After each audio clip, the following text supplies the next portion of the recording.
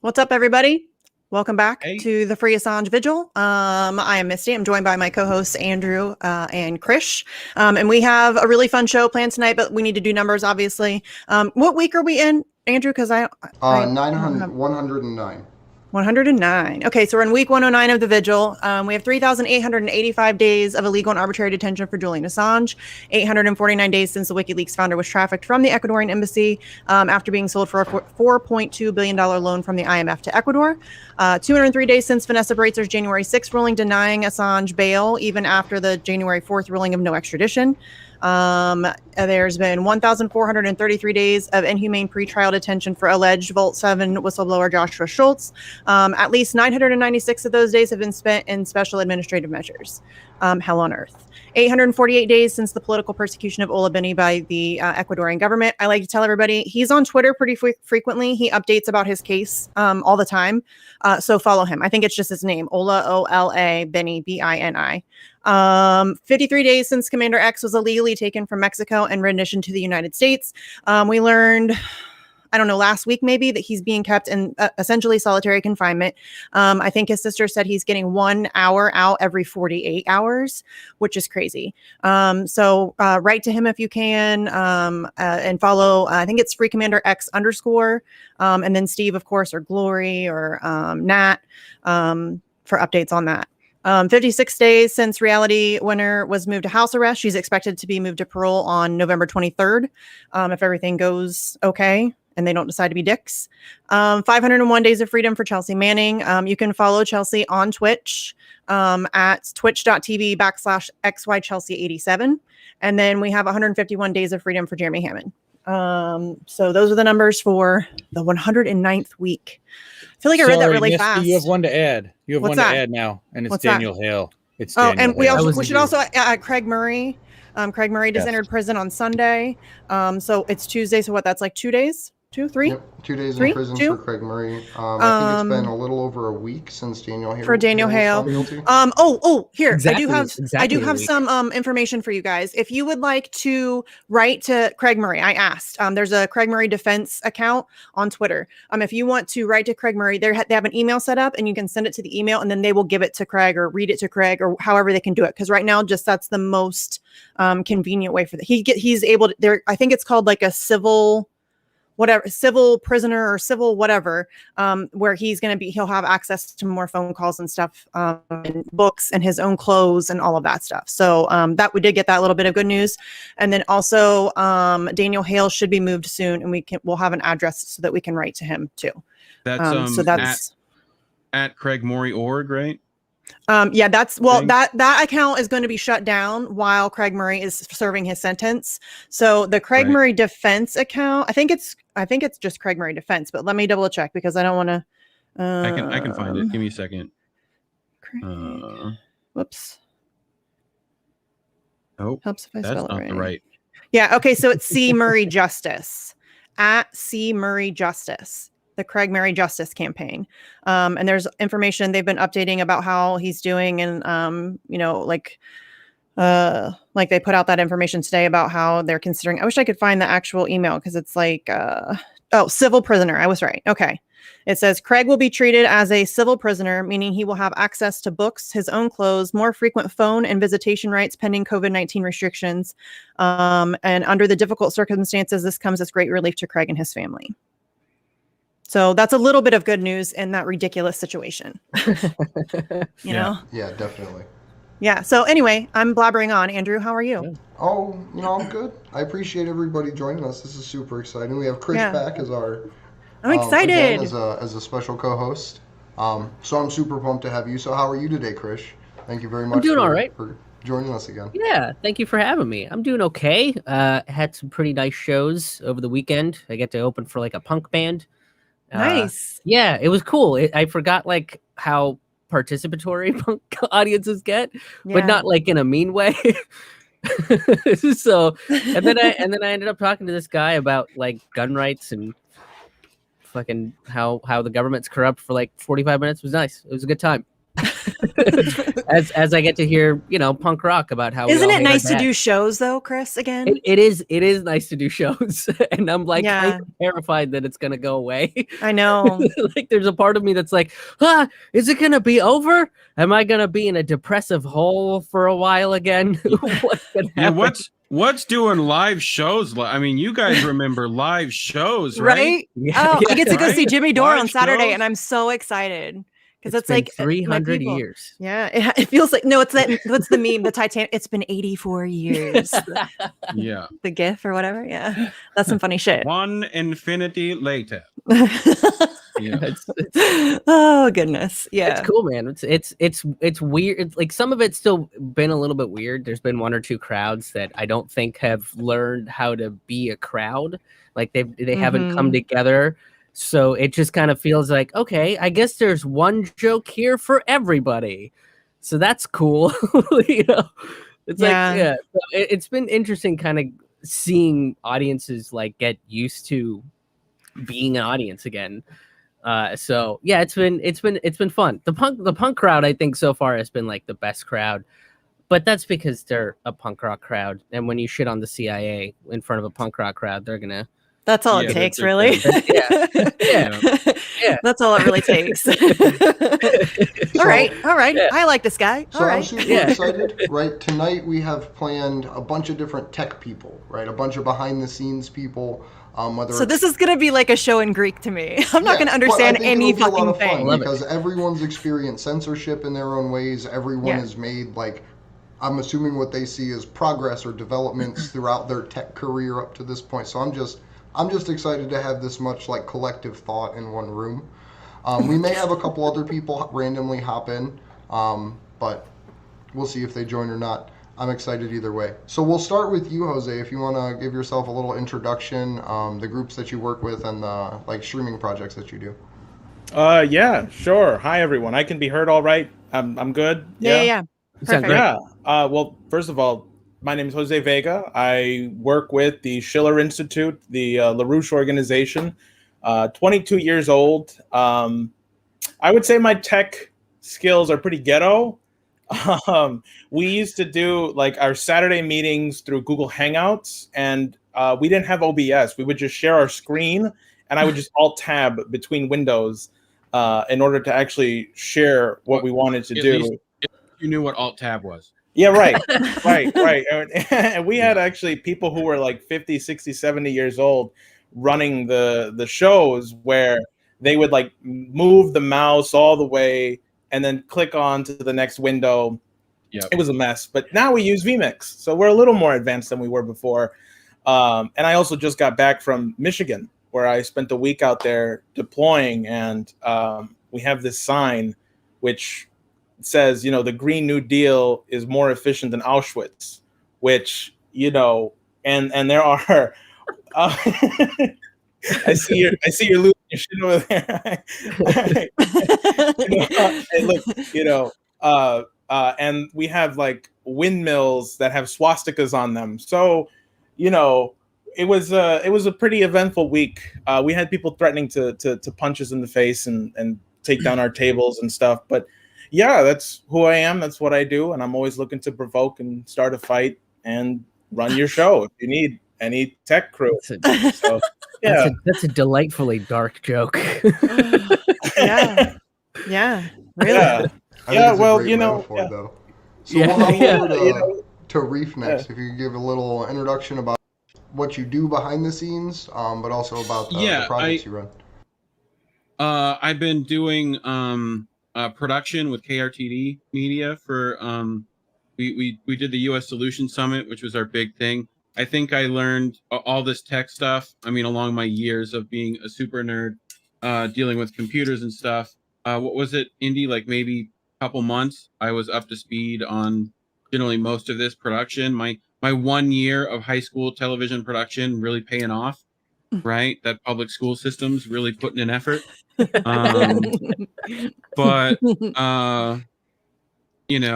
I got a couple of credits in computer science that my ADHD allowed me to get, and but yeah, I do that. I also run the Jimmy Dore Discord. Been doing that stuff too, people want to go check that out at Discord on Twitter. But you know, I've generally been working with computers and tech for, you know, since I could touch a mouse. So, but yeah, grew up cutting my political teeth here in the Bible Belt South in Florida, you know, which is pretty much South Georgia at this point. You know, if you need a Confederate flag painted Adirondack chair, I know a guy, but you know, yeah. So I'm close enough to the right wingers that I gotta, you know, be kind of okay with a few of them, you know. So I'm in small town Ohio. I get you. Yeah, Western Pennsylvania, dude. Yeah. Yeah. I feel like we're all kind of surrounded by it a little bit. Yeah, right. we feel you. We feel you. Yeah. Well, and my point with a lot of that was like, you know, you can't be half a liberal here. You can't be half a left winger. That's not, if you're gonna be one, they pretty much feel like you should be one. You know, Bible Belt thing. They have a thing about lukewarmity. Classic. You know, Jesus doesn't like lukewarm soup, I think, or something. I don't know. I don't remember, but it something like that, right? Just be a left winger at this. Don't, you know. That's good advice. Don't try to fake it. Yeah. Yeah, I like it. I like that. I think that's a Republicans good are not intro gonna like to you. pull Indy in. If you could talk a little bit about what you do behind the scenes, Indy, because you have your way of assisting, I feel like, is really cool. Yeah, sure. Thanks. I appreciate being here, man, and what you guys have been doing, and the way that you guys have been holding this vigil for everyone. It's inspiring. It's appreciated. It's not recognized enough out in the world, and I'm glad that you're doing it. And again, I'm just honored to be here and appreciate you guys having me on.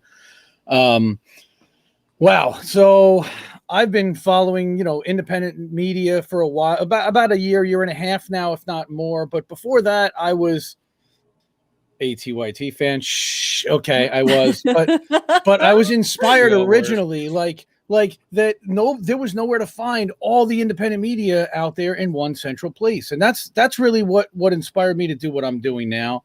After Bernie got knifed, I really figured out that it was totally the influence of corporate media, MSNBC, CNN.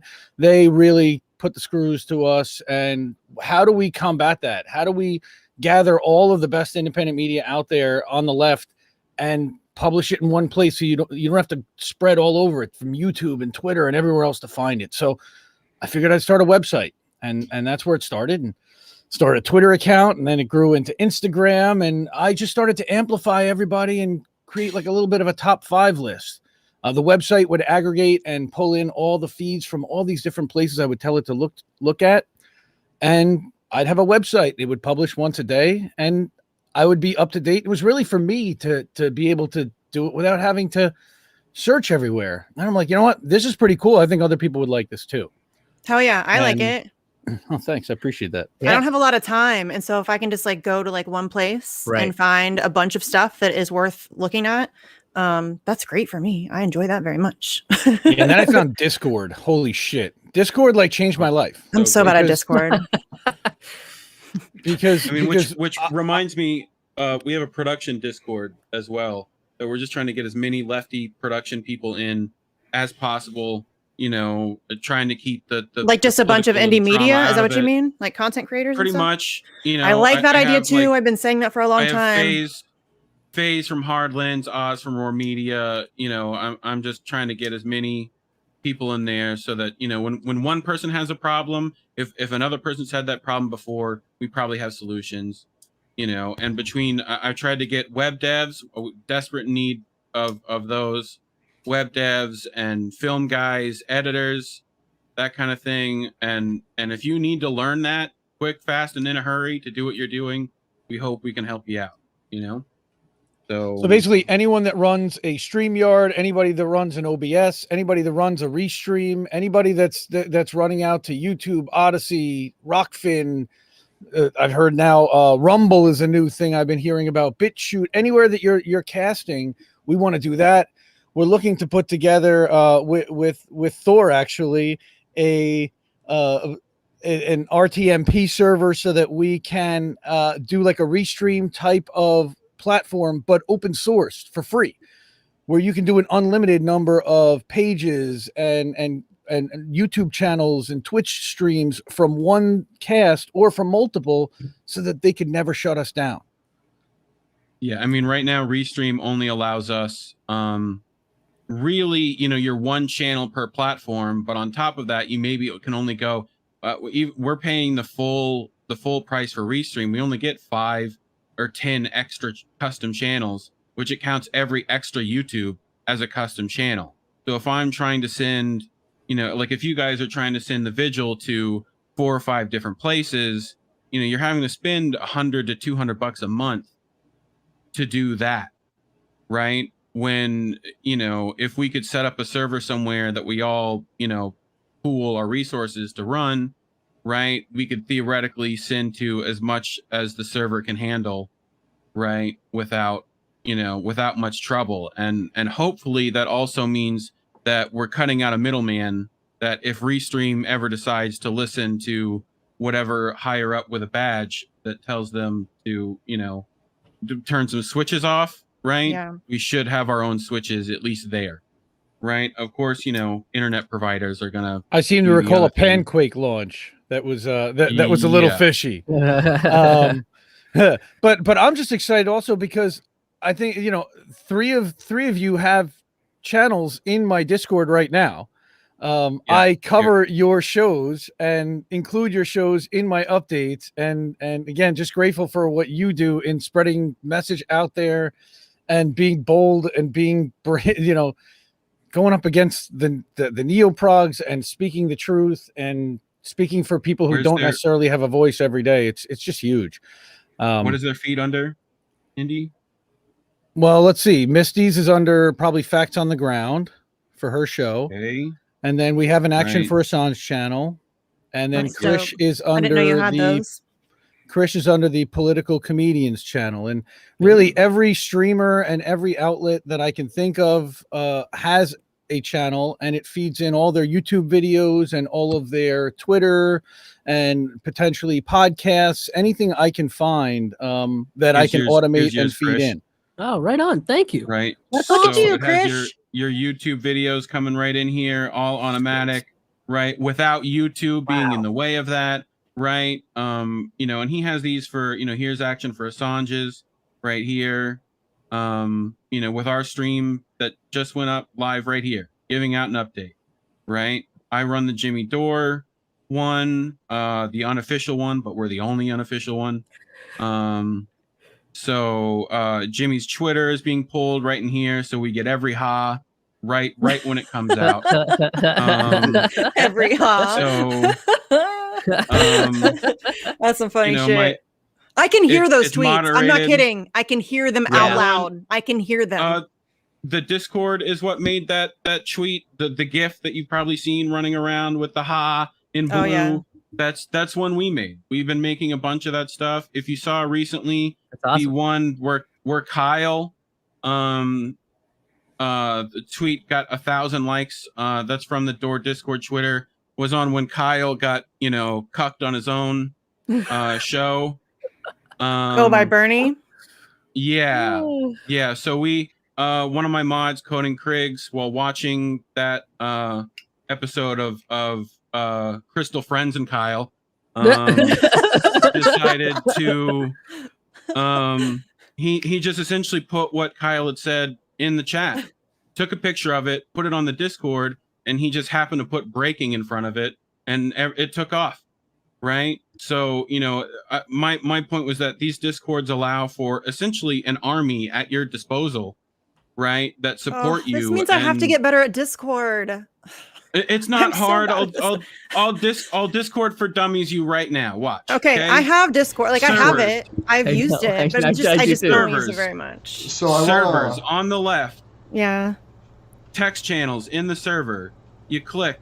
You go into the text channel. People are typing. Usually what I do, go here, notification settings, mute everything and suppress at everyone and at here, so you're not pinged all the time. And then I can teach you the rest from there. So it's not ridiculous. That's awesome. Is there an invite link in the chat or somewhere in the YouTube? I can definitely get you one of those. My server is My server's independent-left.gg. You can go GG. to any browser and join it. I set up a URL for it, a redirect that's an invite. And actually inside my server, there's a channel called Other Servers to Check Out. And there's a link to the Jimmy Dore server in there, so you can join the Jimmy Dore server from mine. I also have a bind on my stream deck for it. It's right in chat. So Oh, you guys perfect. aren't in I there, think I'm on your Discord. I can give a lot of you guys I think you are, a Chris. talent. Yeah. A talent, thing, so you get access to the green room. I have it set up like a comedy club, the main room, the belly, all that fun stuff. My mods are bouncers. It's a whole theme. But anyway, I got a green room in there with other talent that you guys can chat without the lower masses being able to see. So, oh wait, Indy, I'm on yours. Indy, I'm in yours. I'm in yours, I think. Or you've messaged me. See, this is how good I am at that. After the show, I'll do a whole run through of how it works and voice channels. It can do exactly what we're using Jitsi to do, right? And then some. So Discord was built by gamers originally. People trying to play WoW and not having to get on TeamSpeak. So, but it's now essentially encompassed every good part of Slack, right? Every good part of most VoIP services like Skype or whatever. It has its limitations for sure, and it's not, it looks overwhelming when you first look at it. But yes, it does. Generally, the biggest part of Discord is the bots, because we can have robotic stuff that can look at webhooks and HTML and feed it into Discord. It does some really impressive stuff. Right, and Discord continuously puts out new updates. The only things that I will say is it's not peer-to-peer encrypted.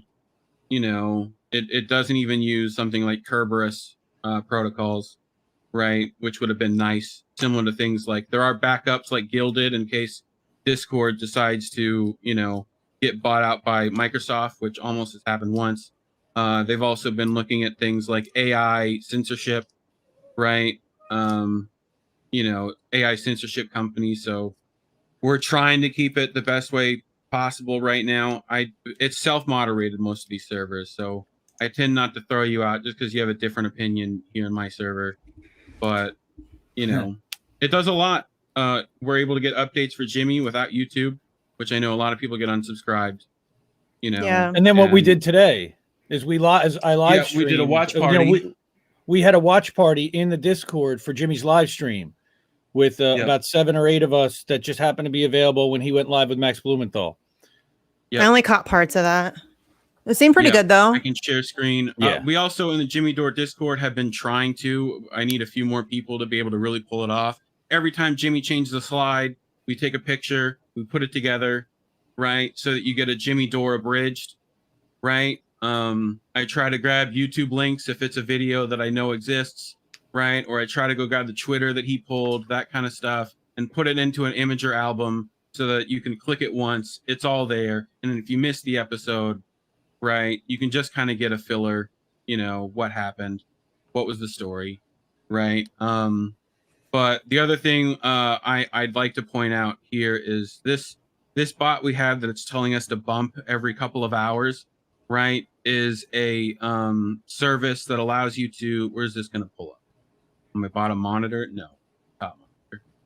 And it is a service that is essentially shares this Discord channel with random people, right? It's so we get people in here that haven't seen Jimmy, right? So this is outside the algorithm, me able to gain Jimmy an audience, right? We try to make sure that, like, okay, when somebody new, we go grab that trailer on YouTube and send it to them, and then people will try to grab videos that show off what that guy's about, and generally just bring them to a political space that they may not have been in previously, which there's only a few places that are even allowing that sort of thing to happen right now. But I don't know. I definitely think, and my production server, right? Where I have things about equipment and hardware, right? Web development and stuff for OBS plugins, OBS tutorials. This is the whole YouTube playlist I put together of just learning how to use OBS, right? which I'm willing to go. I wish right into Sleepy this voice Josh was channel. here because Sleepy Right. Josh wanted to do this too, and he's Yeah. he's making me Oh, videos as not just me, but he's making videos right now to like Right. That's help why my I was dumb hoping ass. he could get in because this would be a cool Yeah. powwow. because I'm really dumb at I mean, between- technology. But I do want Between me to and talk, Indy- if we can, about the different censorship that everybody's faced. Because even us as the Yeah. hosts. Oh my god, have- we're so suppressed, y'all. Yeah. So I mean, Assange is in the title of the show. yeah, You know. Right. Yeah. Yeah, they're not telling Orange- anybody about this. because it's enough to Mr. drive Mr. people- Orange Julius. You know. It's enough to drive Like- people crazy because they're. For us, for example, YouTube just removes followers. We'll see that we gain 10 and lose 6, or gain 12 and lose 15, and stream keys just randomly won't work, and other just issues that come up across trying to use these big We're tech buried platforms. algorithmically, like Yeah. it's ridiculous. Yeah, it's but again, Assange is in the title of our show. I wouldn't expect anything else. It sucks. It shouldn't be that way, but here we are. Of course, Some shows feel like they can't even say that name. a lot of them. Yeah. A lot of them. Right. Thank you very much. Yeah. Independent turds are afraid to Sure. say his name. Yeah. And, So we can and start honestly, with- I Don't get me it. started. Right. I'd rather have someone like, saying his name in a roundabout way so his message gets out than not. I'll take the compromise, right? But it's also like we shouldn't have to. There should Yeah. be no reason we should have to censor any of that. The only It's like reason there's they're no doing other it, name. Yeah. Yeah, the only reason they're doing it is because he told the truth. That's Right. the reason why they don't want you to hear it. If he didn't tell you the truth, if it was something that was innocuous or didn't matter, then he wouldn't be in prison.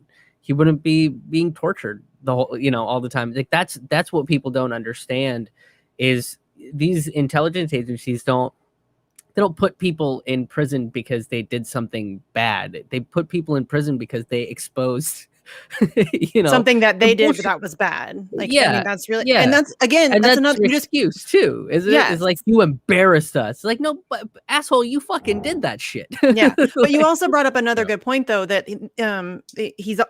WikiLeaks has never gotten it wrong.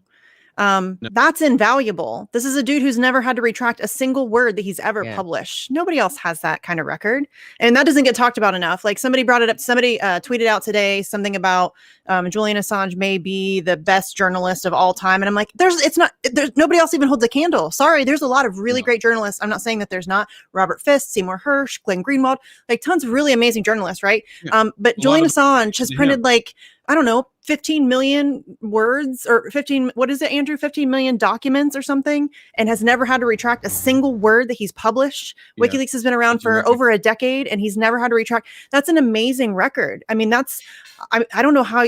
And then when people are like, when he said that Russia wasn't his source, and people are like, oh, who are you going to believe? Julian Assange? Fuck yes. Fuck Yep. yes, I'm going to believe the guy who has his entire decade-long reputation on the line. That guy's not going to lie to me. This means too much to him. Do you know what I'm saying? Of course I fucking believe him. Yes. I think the people that don't like him or kind of have this, laissez-faire opinion about him are incredibly cynical, and they don't, they have a very cynical outlook. Is when truth tellers come along, they go, no, there's something nefarious about you. Nobody's, this open and truthful. That's crazy. It's like people just can't believe it. Like even when I tell people about like mutual aid and what that is, I think society is so cynical. They're like, no, what do they want? They're getting something on the back end. Who's funding them? And it's like, no, well, nobody. frankly, though, for that stuff, I don't even care. I don't care. Like people, As long as like it's getting who the even people. cares if he was working with the Russians? That it still means that the information was verifiable and it was authentic and it was within public interest. And I still think I deserve to know the things that were revealed by WikiLeaks. And I'm not saying that he worked for the Russians. He didn't, obviously. I mean, it's been debunked over and over again. But I'm just saying, even if he did, I don't care. In my opinion, there should be like 1,000 WikiLeaks across the globe working for whoever the fuck they need to work for to expose people in power. People in power should be terrified to do anything wrong. Like corruption should be a thing that they don't even consider because they're constantly being watched. If we're going to have positions of power, then it needs to be like constant side eye, like, well, actually, constant. when Binney was asked to sit down with Mike Pompeo, this is Bill Binney. Friend of the Trump show. had, yeah. Oh, We love he's him. been on the show before? Yeah. Yeah. Oh, yeah. Well, okay, so he might have told this story. He was asked to sit down with Mike Pompeo because Benny could prove, hey, this didn't come from the Russians, and I can prove it. And Mike Pompeo said, okay, great, we'll have all these meetings, and they never happened. He thought it was a flash drive, right? Yeah, he thought it was a it was physical local transfer, a local transfer. Yeah. But see, here's the thing, right? Since we're talking about censorship in tech, Benny and I and a few others wanted to put on an AMA on Reddit for him in the official AMA subreddit. And I don't know how many subscribers that has, like 18 million or so. And they put on a disclaimer after he was verified and accepted, like, hey, take everything with a grain of salt here. You know, which don't, they never even though do. They haven't done that for anyone aside from Bill Binney. And they were like, but due to his credentials, we'll let him talk. He's like the fucking man on this shit. Like the man. Like really. Like he's like the man. And Well, because here, do you want to keep talking about what happened with that AMA? Well, yeah.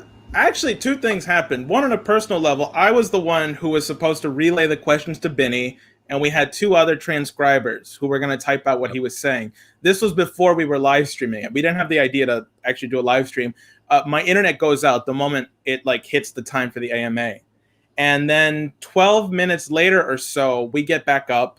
I'm good. We're answering questions. And then maybe about 10 minutes later, shuts down. The whole thing just gets shut down. And they put out a whole thing saying there's a lot of lies here, a lot of misinformation here. And we just can't have that because he's spreading lies that could aid the Russians. Like, it was just complete bullshit. And Benny was livid. I was livid. Everyone was livid. We had no idea what the hell to do at that point. But luckily, there were other subreddits, like the R conspiracy subreddit reached out and said, well, why don't you do it over here? And it was That's pretty the good. thing with Reddit. Most of the time with Reddit, it's, you know, for one, I don't go there for a lot of political stuff. It's like when Jimmy said on Joe Rogan, you know, we're boats crashing into boats. That's what we watch because we're so politically saturated, right? And that's normally what I go to Reddit for. But, you know, most of the time it's they're censoring both sides because they want advertisers. Same with YouTube, same with, you know, everything else. So, you know, luckily there are subreddits and stuff. They're still holding torches out there. I know there's definitely our conspiracy. You know, there's some Assange ones specifically, and you know, but yeah, I mean, wait, there are Assange great for cat videos on Reddit, but plenty of them. I mean, it's, you know, it's like the hierarchy is Reddit. Then you slide over to like 4chan and 9chan, and you just get to all the chans till you get to like the 12th circle of chans, and then I think that's where QAnon lives.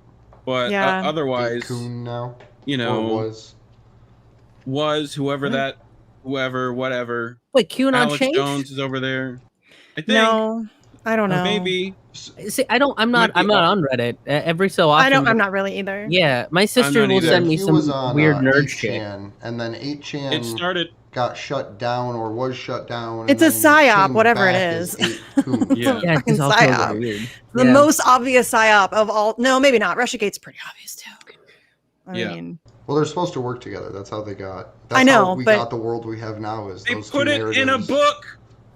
They wrote that they were going with descriptions, detail.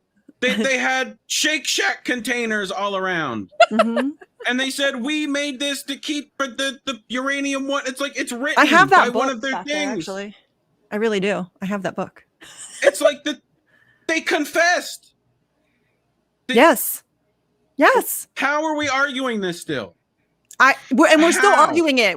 I just had to defend myself about being a Russian let Jimmy today. Dore be right once. Just he got one thing. Let him have that one thing. I mean, he's got plenty of things. He's like 99.9% of the things he's on it, right? But like, give him that. Just give up. Tap. Yeah. It's done. Anyway. Yeah, Russiagate really, you could get me wound up. Like I get pretty. Well, I do that about most things actually. But I did at one point start reciting Aaron Monte's article that he wrote for The Nation, which is it's a great piece. There's so much detail in it. Yes. And somebody was like, I can't fucking talk to you, and walked away from me. And I was like, and his Luke Harding, seriously, y'all, if you haven't seen the Luke Harding interview, I say this all the time. Every time Aaron Mate gets brought up, I have to bring this up because it is, I'm not kidding. I think it's my favorite interview of all time. It's definitely top 5. It is amazing. It is so, I've watched it more times than I care to admit. It's great. It is so funny. And I hate Luke Harding with a fiery fucking passion. So it's good fun for me. I like it. I wanted to mention a form of soft censorship that we probably all are experiencing, right? As well as the YouTube censorship and stuff like that. We just can't get our new message out to new people. Although I do think the smaller your channel, the more likely you're going to slip through the algorithm's cracks, but which is why I don't monetize, which I think helps. I didn't. I definitely didn't. Yeah. They fucking almost, I was this close to getting my channel deleted. Right. Yeah. But I think one of the things that a lot of people don't know when watching these things is how much it costs us to do this. Right. You know, monthly, weekly costs to keep doing what we're doing. And I know most of you are working double, right, to pull this off, or you're privileged enough to have, you know, a situation where you don't have to, right? But generally you're still, you know, I have, my computer is worth crazy amounts of money, and if it breaks, I'm like, that's a $200 emergency, you know. It's we're paying how much for Photoshop, how much for, you know, Premiere to be able to edit. We're paying Restream how much money to get out, right? You know, there's what we're paying for hardware and, you know, a studio to do it in. Like there's a lot of costs that go into this, and a lot of people can't afford to be able to do, you know, there's plenty of people who, if they had the opportunity to do what we're doing, would, but they don't have a house to do it in. And I'm serious, it's getting worse. I liken this to economic sanctions on independent media, because that's essentially what it is. They're trying to keep people out of it, and they're trying to push people out who are currently in it. That's why people are getting demonetized at like a record clip. It's always been there. They've always been trying to figure out a way to deal with independent media since it started, you know, burgeoning. Right. But I think that right now that and that's the first thing that they did to WikiLeaks. One of the first things they did when they started going after WikiLeaks was PayPal dropped them, and like all of the financial like websites and apps just were like, no, fuck you. And they ended up having to switch to crypto. So, I mean, and I think that's what they're doing now with a lot of independent media, because if they can force you out where you can't afford to do this anymore, and you just don't have the time, energy, and patience because you have to go work 2 jobs to survive or whatever, you know, that's how they're going to start shutting it down, I think. And it's also, you know, we don't have access to the resources that these mainstream media companies do. If we did, the stuff that we would be putting out would be drastically different. As long as those resources don't come from Katzenberg, you should be okay. But you know, for us, you know, part of my production server, the long-term goal was to have a independent, you know, free agent AP that people like you could pay a free agent person with a cell phone to go to somewhere you're not, right, and get a story for you, because they already have that for mainstream media. They pay journalists to go out to do that. And who's doing that right now for us? Like a team of 10 people, right? At max. You know, you got the gray zone people who do great stuff. You know, there's definitely some people out there that are getting out not in the enough field though. and we need a lot more. not enough. No, that's what's really expensive, Reef. That's what's really absolutely. It is, but we need it because like the only right now our front line is combating the propaganda, the narrative control. We talk about this all the time, and I'm sorry, but it's that important. It's narrative management that impacts literally everything, all of the things. It doesn't matter what your fight is, if it's healthcare, if it's education, if it's the environment, if it's what the fuck ever. It doesn't matter. You cannot fight for anything without the First Amendment, without free press, without free speech, without the ability to protest. That it's just not possible. And that's, I mean, it's such a huge thing that people aren't talking about. If you were able to give $100 to someone you trust to be objective, right, into, you know, they're in New York and you need to cover politics there, right, or whatever, they could, you know, private investigators, stuff like that, the stuff that the journalists generally have access to other than us, right? You know, like how much would a kid wanting to get, you know, like that's money for people that, you know, Jimmy Dore with his $2 million house can definitely pay someone $200 to sit outside of a Chicago, you know, courthouse, right? Like there's a bunch of that I think that could be helpful for us, that you know, we can all generally pool together and use that resource, because we have to start thinking about this as a team effort, you know, very quickly, you know. So, Indy, Otherwise they'll you just have keep a. dividing. And go ahead. Okay, no, I was just going to ask Indy because he has an interesting perspective from the way he interacts with people's tech. So I was wondering if you could talk a little bit about what you see YouTube doing on the front end censoring content as it goes out to people, because you, as someone that creates this large aggregation of content, have a much different point of view, I think. Yeah, the first thing I see for sure is the censoring of the alerts. So, for example, Status Quo has 118,000 subscribers, 121,000 subscribers. Yet when they go live and they do an alert, 150 people, 300 people, 400 people, and they're struggling to get the numbers there. And we hear Jordan complaining about that every day. I know, if you listen. But, you know, Jimmy complains about that all the time. How many people of his 800,000 subscribers or 900,000 subscribers, now he's getting close thanks to the Joe Rogan appearance, are not seeing that alert?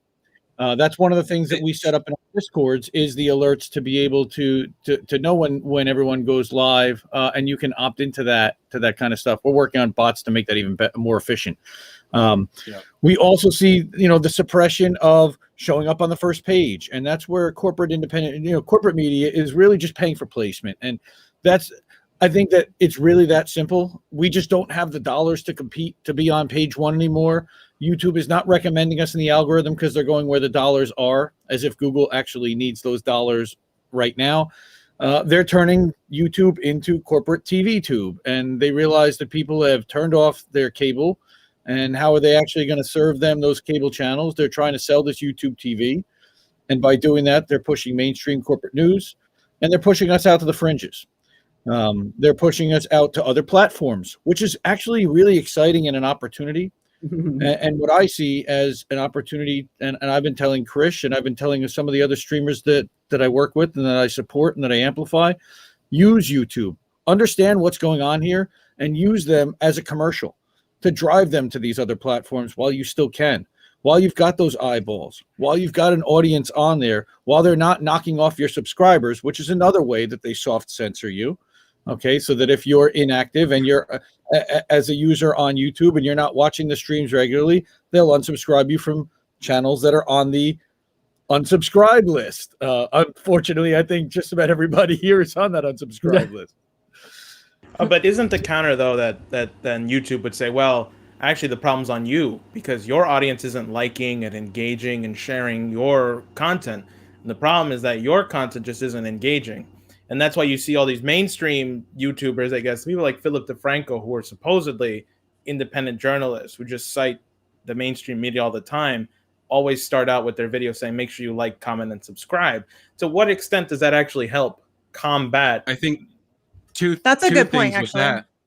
Two things with that. It's what YouTube is in it to make money. The way YouTube makes money is through advertisement, right? So they're worried about being ad friendly, right? And the channels that do well in YouTube's algorithm are generally ad friendly, family friendly content, right? That doesn't, you know, piss off anyone, right? Or it pisses off enough people, you know, surface level that they engage, right? You know, you look at it's all the same stuff on the front page of YouTube, right? And it's what's respectable, right? You if you look at the politics trending page of YouTube, it's CNN, MSNBC, CNN, Fox. I mean, it's all the same name, right? Same people paid by the same, you know, check writers. So, you know, us who are out here on the fringes, you know, even if our stuff is entertaining, like Jimmy Dore's, which is partly one of the most popular shows, he's getting suppressed because he's not ad friendly, right? No. It's not ad friendly versions of that. Yeah. Right. you know, so that's part of it, right? But we have to me, I'm going to combat the system at every possible opportunity that they give me, right? You know, so like Indy was saying, if you're putting exclusive content on Rockfin and Odyssey and it's not here, right? You don't have to put it behind a paywall, but you can push other people to a platform you'd prefer to have them there. Like right now, it's about gain an audience and keep it for us, right? And how are you going to keep an audience if they keep unsubscribing you off these platforms? You can gain an audience through them, right? But sending them to Slacks, Discords, email chains, right? Other platforms, it makes it pretty engaging. As far as like, then it's when they are unsubscribed, they go to their email list, they find the video again, and they come back. They don't have to be. You don't have to wait for them to recommend you again, right? You're pumping out your videos to every other website you can, right, to get visibility. But you're also going on shows that already have a following themselves that might be different to yours, which we all are doing, right? And getting help from the ones that are the most censored, sending their, you know, clout down the line, so to speak, right? So that now the ones that have the least amount of eyeballs on them yet to be censored are the ones being the most vocal right now, right? Until they get found out. But hopefully you can push them to enough platforms that, you know, even if you're censored from YouTube, you still have an audience. Okay, yeah, just so the people should still like, comment, and subscribe on this stream. Absolutely. Yeah, you should do that. I never tell people that. Listen, I'm like the literal worst at this. I don't tweet my own links. I don't like Nico yells at me because I like don't come up with like catchy titles and stuff. It's like when it's bitch with comma messy, it's literally just bitch with comma messy. And he's like, no, you got to draw people in. I'm not good at any of that stuff. None of it. Zero. Even I zero. sent you that, Misty. Like your feed conversation this week. I'm like, you need a thumbnail, you need a title. Who's on it? Come on, help us out there. I don't like. I'm not that person. Like, it's really hard. Do you know like, what if then that is? What, Misty? If then that. Do you know what that is? No. You could send out one message and it go to your Twitter, Instagram, and everything all at the same time. Oh, okay. You could automate it to where once your YouTube video went live, you could have it go to these 3 different things automatically without you. Yeah, I need that. I need that. Yep. Because I can't. Yeah. I can't. I just don't have. I have severe ADD. I can't. Yeah. Chris, how do you think every one of your videos I post as soon as you hit the submit to YouTube, when it goes live, I retweet it. And how do I do that? I use a service called IFTTT, IFTTT, and like Ray said, it stands for if this then that. I'll message it to you guys. But if this then that, and it's a connector service, and it can connect. If you do anything, this, then that happens. You write up a formula, and it has a bunch of different apps that it can connect to. It can even do stuff where it's like, you know, it links with, you know, the NSA microphones into our house, Google Home, and the other lady, Sweet. Siri. Alexa, the other one. Oh, I'm trying Alexa. not to say it. Yeah. I'm not trying not to say it. So I said it. I'm so. Oh, Alexa, stop. What's gonna happen? There we go. Oh, I don't have any of that shit anywhere near my house. I don't have it. Yeah, I don't have it either. I don't care. Same here. But Alexa. If we keep saying the name, then everyone at home's microphone. Somebody should make a horror movie. When you say it, like there's a monster or like a ghost in the Alexa, and if you say the name like 3 times, it comes out. I was gonna say that's a very modernized. The FBI kicks in your door and kills your dog. Watch this one. Hey Alexa, turn off the lights. I just messed with everybody that has Alexa in the house connected to the lights. Oh no! I hope people watching this show don't have Alexa in their house. Sorry, everybody. Y'all. Hey Alexa. Hey Alexa. Donate to actionforassange.com. I don't think we have we do have a go get funding right now because we're going to do actions again. Y'all. Like we were talking about how much money it costs to do shows. I spend so much money on activism. It's not funny. Look, everyone go download ad blocker, right? Put it on your Chrome, right? And then send money to the people you prefer. Yeah, right? Not only do you now not have to watch ads, but you don't feel bad about not watching ads because you're signing up to their patrons and they're joining their YouTube channels. And by the way, Discord's a super good resource for you guys for that, because you can make Patreon only channels that only Patreons have access to, and YouTube members and all that stuff. So I don't do any of that stuff either. Cool. And you can do patron-only virtual streams meet and in greets. there. Yeah, virtual meet and greets, stuff like that. I'm so bad at this stuff. That's the stuff that I have a hard time. Like, I'm like, what do people want? And then you say like virtual meet and greet in my head. That's I'm like, weird. Nobody wants That's to weird. fucking hang out with me. No, I that's barely weird. want to hang out with me. Right? Who would want to do that? Yeah, like that's weird to me. I don't. Yeah, but I don't think I have the self-esteem to do like virtual meet Well, and greet. then I'm just like, what's wrong with you people? Yeah, like I could do like have a group hangout, like with like just people, Yeah, I could do that. Yeah. But I like locking it. Chris, I feel you. Franco and Hinkle both do Discord streams where they bring members into a voice call and stream it to, YouTube and stuff. And I mean, those can turn into real shit shows real quick, depending on how many people join. I like locking those rooms to like 8 people. Yeah. Right. And then making sure you have priority speaker as the host in Discord so that you can just talk over everyone when you need to. And be quick. I would just as soon mute invite button. like a few people on my show and not like I don't know. That's why it's nice with patron only stuff that, or people who have been in your Discord. I have a leveling system in the Door Discord where it's like people who interact with it the most get a higher level, right? So that I can then give those higher levels treats and stuff for getting to them, gold stars, stuff like that. But generally, those people tend I love it. Those are really gold stars. I mean, I can, yeah, for That's sure. amazing. Oh man, that's hilarious. That's so cool. But I can also give them perks that they can have rooms that other people can't get in or whatever. okay. But usually those people are like let's say you guys had one and there's a Patreon section, or you can allow top level non-patrons and patrons to come into a particular voice call. Right. And then it's a lot. You're not worried about trolls coming in as much. Right. That way I definitely have to worry about you have people that mainly support you. Right.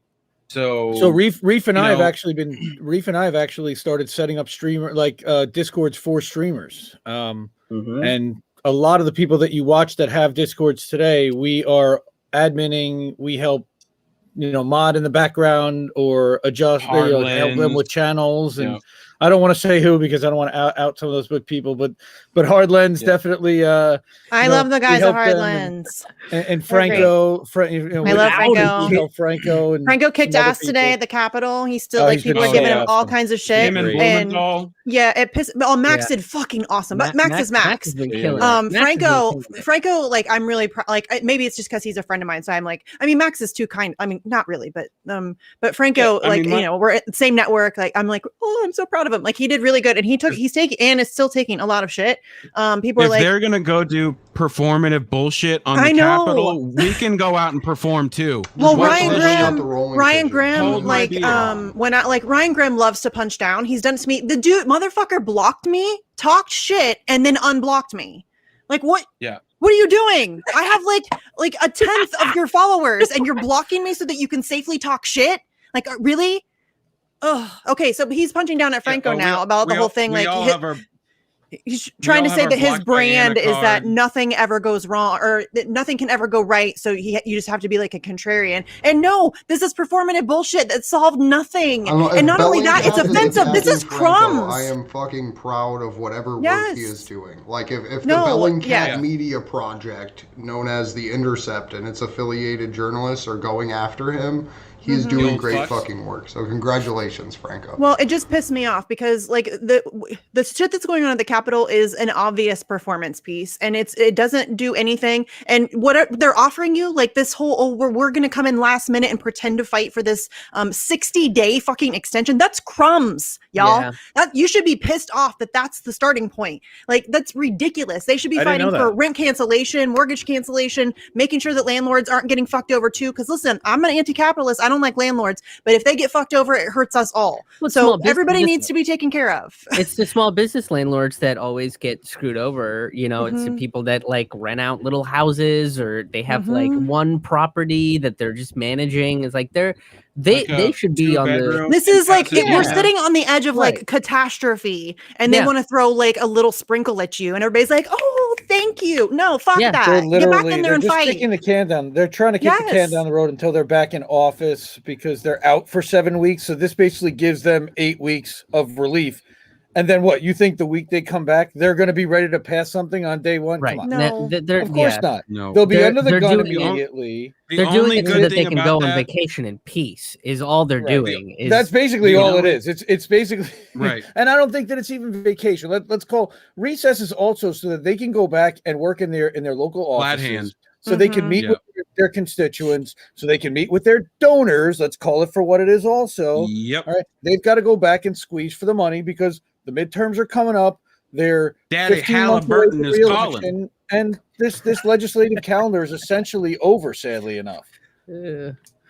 Yeah, I Yeah. mean, a lot of this stuff has to do with what's going to happen in 2022 and the elections that are going to come up there, and We have a they long need 4 years. Yeah, it's Democrats just they know that need- they're fucked in the midterms, period. That's Yeah. what this was Yeah. about. And What- listen, what I do have they it on my do? phone. I just tweeted it out. Within like an hour of the announcement of the extension, that Joe Biden was going to ask the CDC for the extension, Cori Bush sent me a tweet asking for money. I'm not kidding. I tweeted about it. I tweeted it out. It took less than an hour from that announcement for her to start tweeting and asking me money, raising money off of this whole act that she just put on. Oh yeah. And come on, if they were really serious, Lee Camp even said it. They would have asked. They would have broadened their ask. They would like. It's not just enough to get a 60-day extension, and it's a limited extension. It doesn't. It's not even for everybody. It's just like highly targeted areas of COVID. Fuck off. It's like a Also, means tested bullshit again, and everybody's cheering it. If you wanted to get your message out to people who would support lefty policy, there's plenty of independent news shows that these people could go on. You They know, will never do Well, that's- that. that's- Get them on Bernie the wouldn't I'm even just talk to saying. Kyle. Wait. you're Bernie willing. wouldn't You're even willing talk to to come. Kyle. Oh, So I know You're- it's not you're the Kyle willing to is go on- milk toast as it gets. And he I would wouldn't ask. even- I would ask the same questions that Max asked. So Mhm. there's no way they're going to come on something like No. mine. You think they're going to go on Jimmy Absolutely not. or Lee's No. show or anything No. like Well, that? you look at Absolutely not.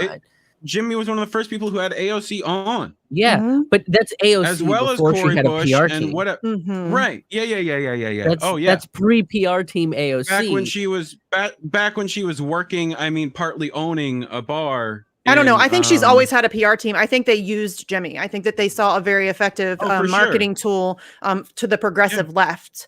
The thing And that she most played that people role don't well know at first. her, is that me and Rokana, Nico all were of actually them. working with VG, AOC's campaign manager, developing counter talking points. Like all of the Mhm. Right. how are you going to pay for wars and the counter spin essentially was mostly Yeah. Nico, but me and Nico working together to essentially give them bullets in the debate ammunition Right. to be able to counter a lot of these points.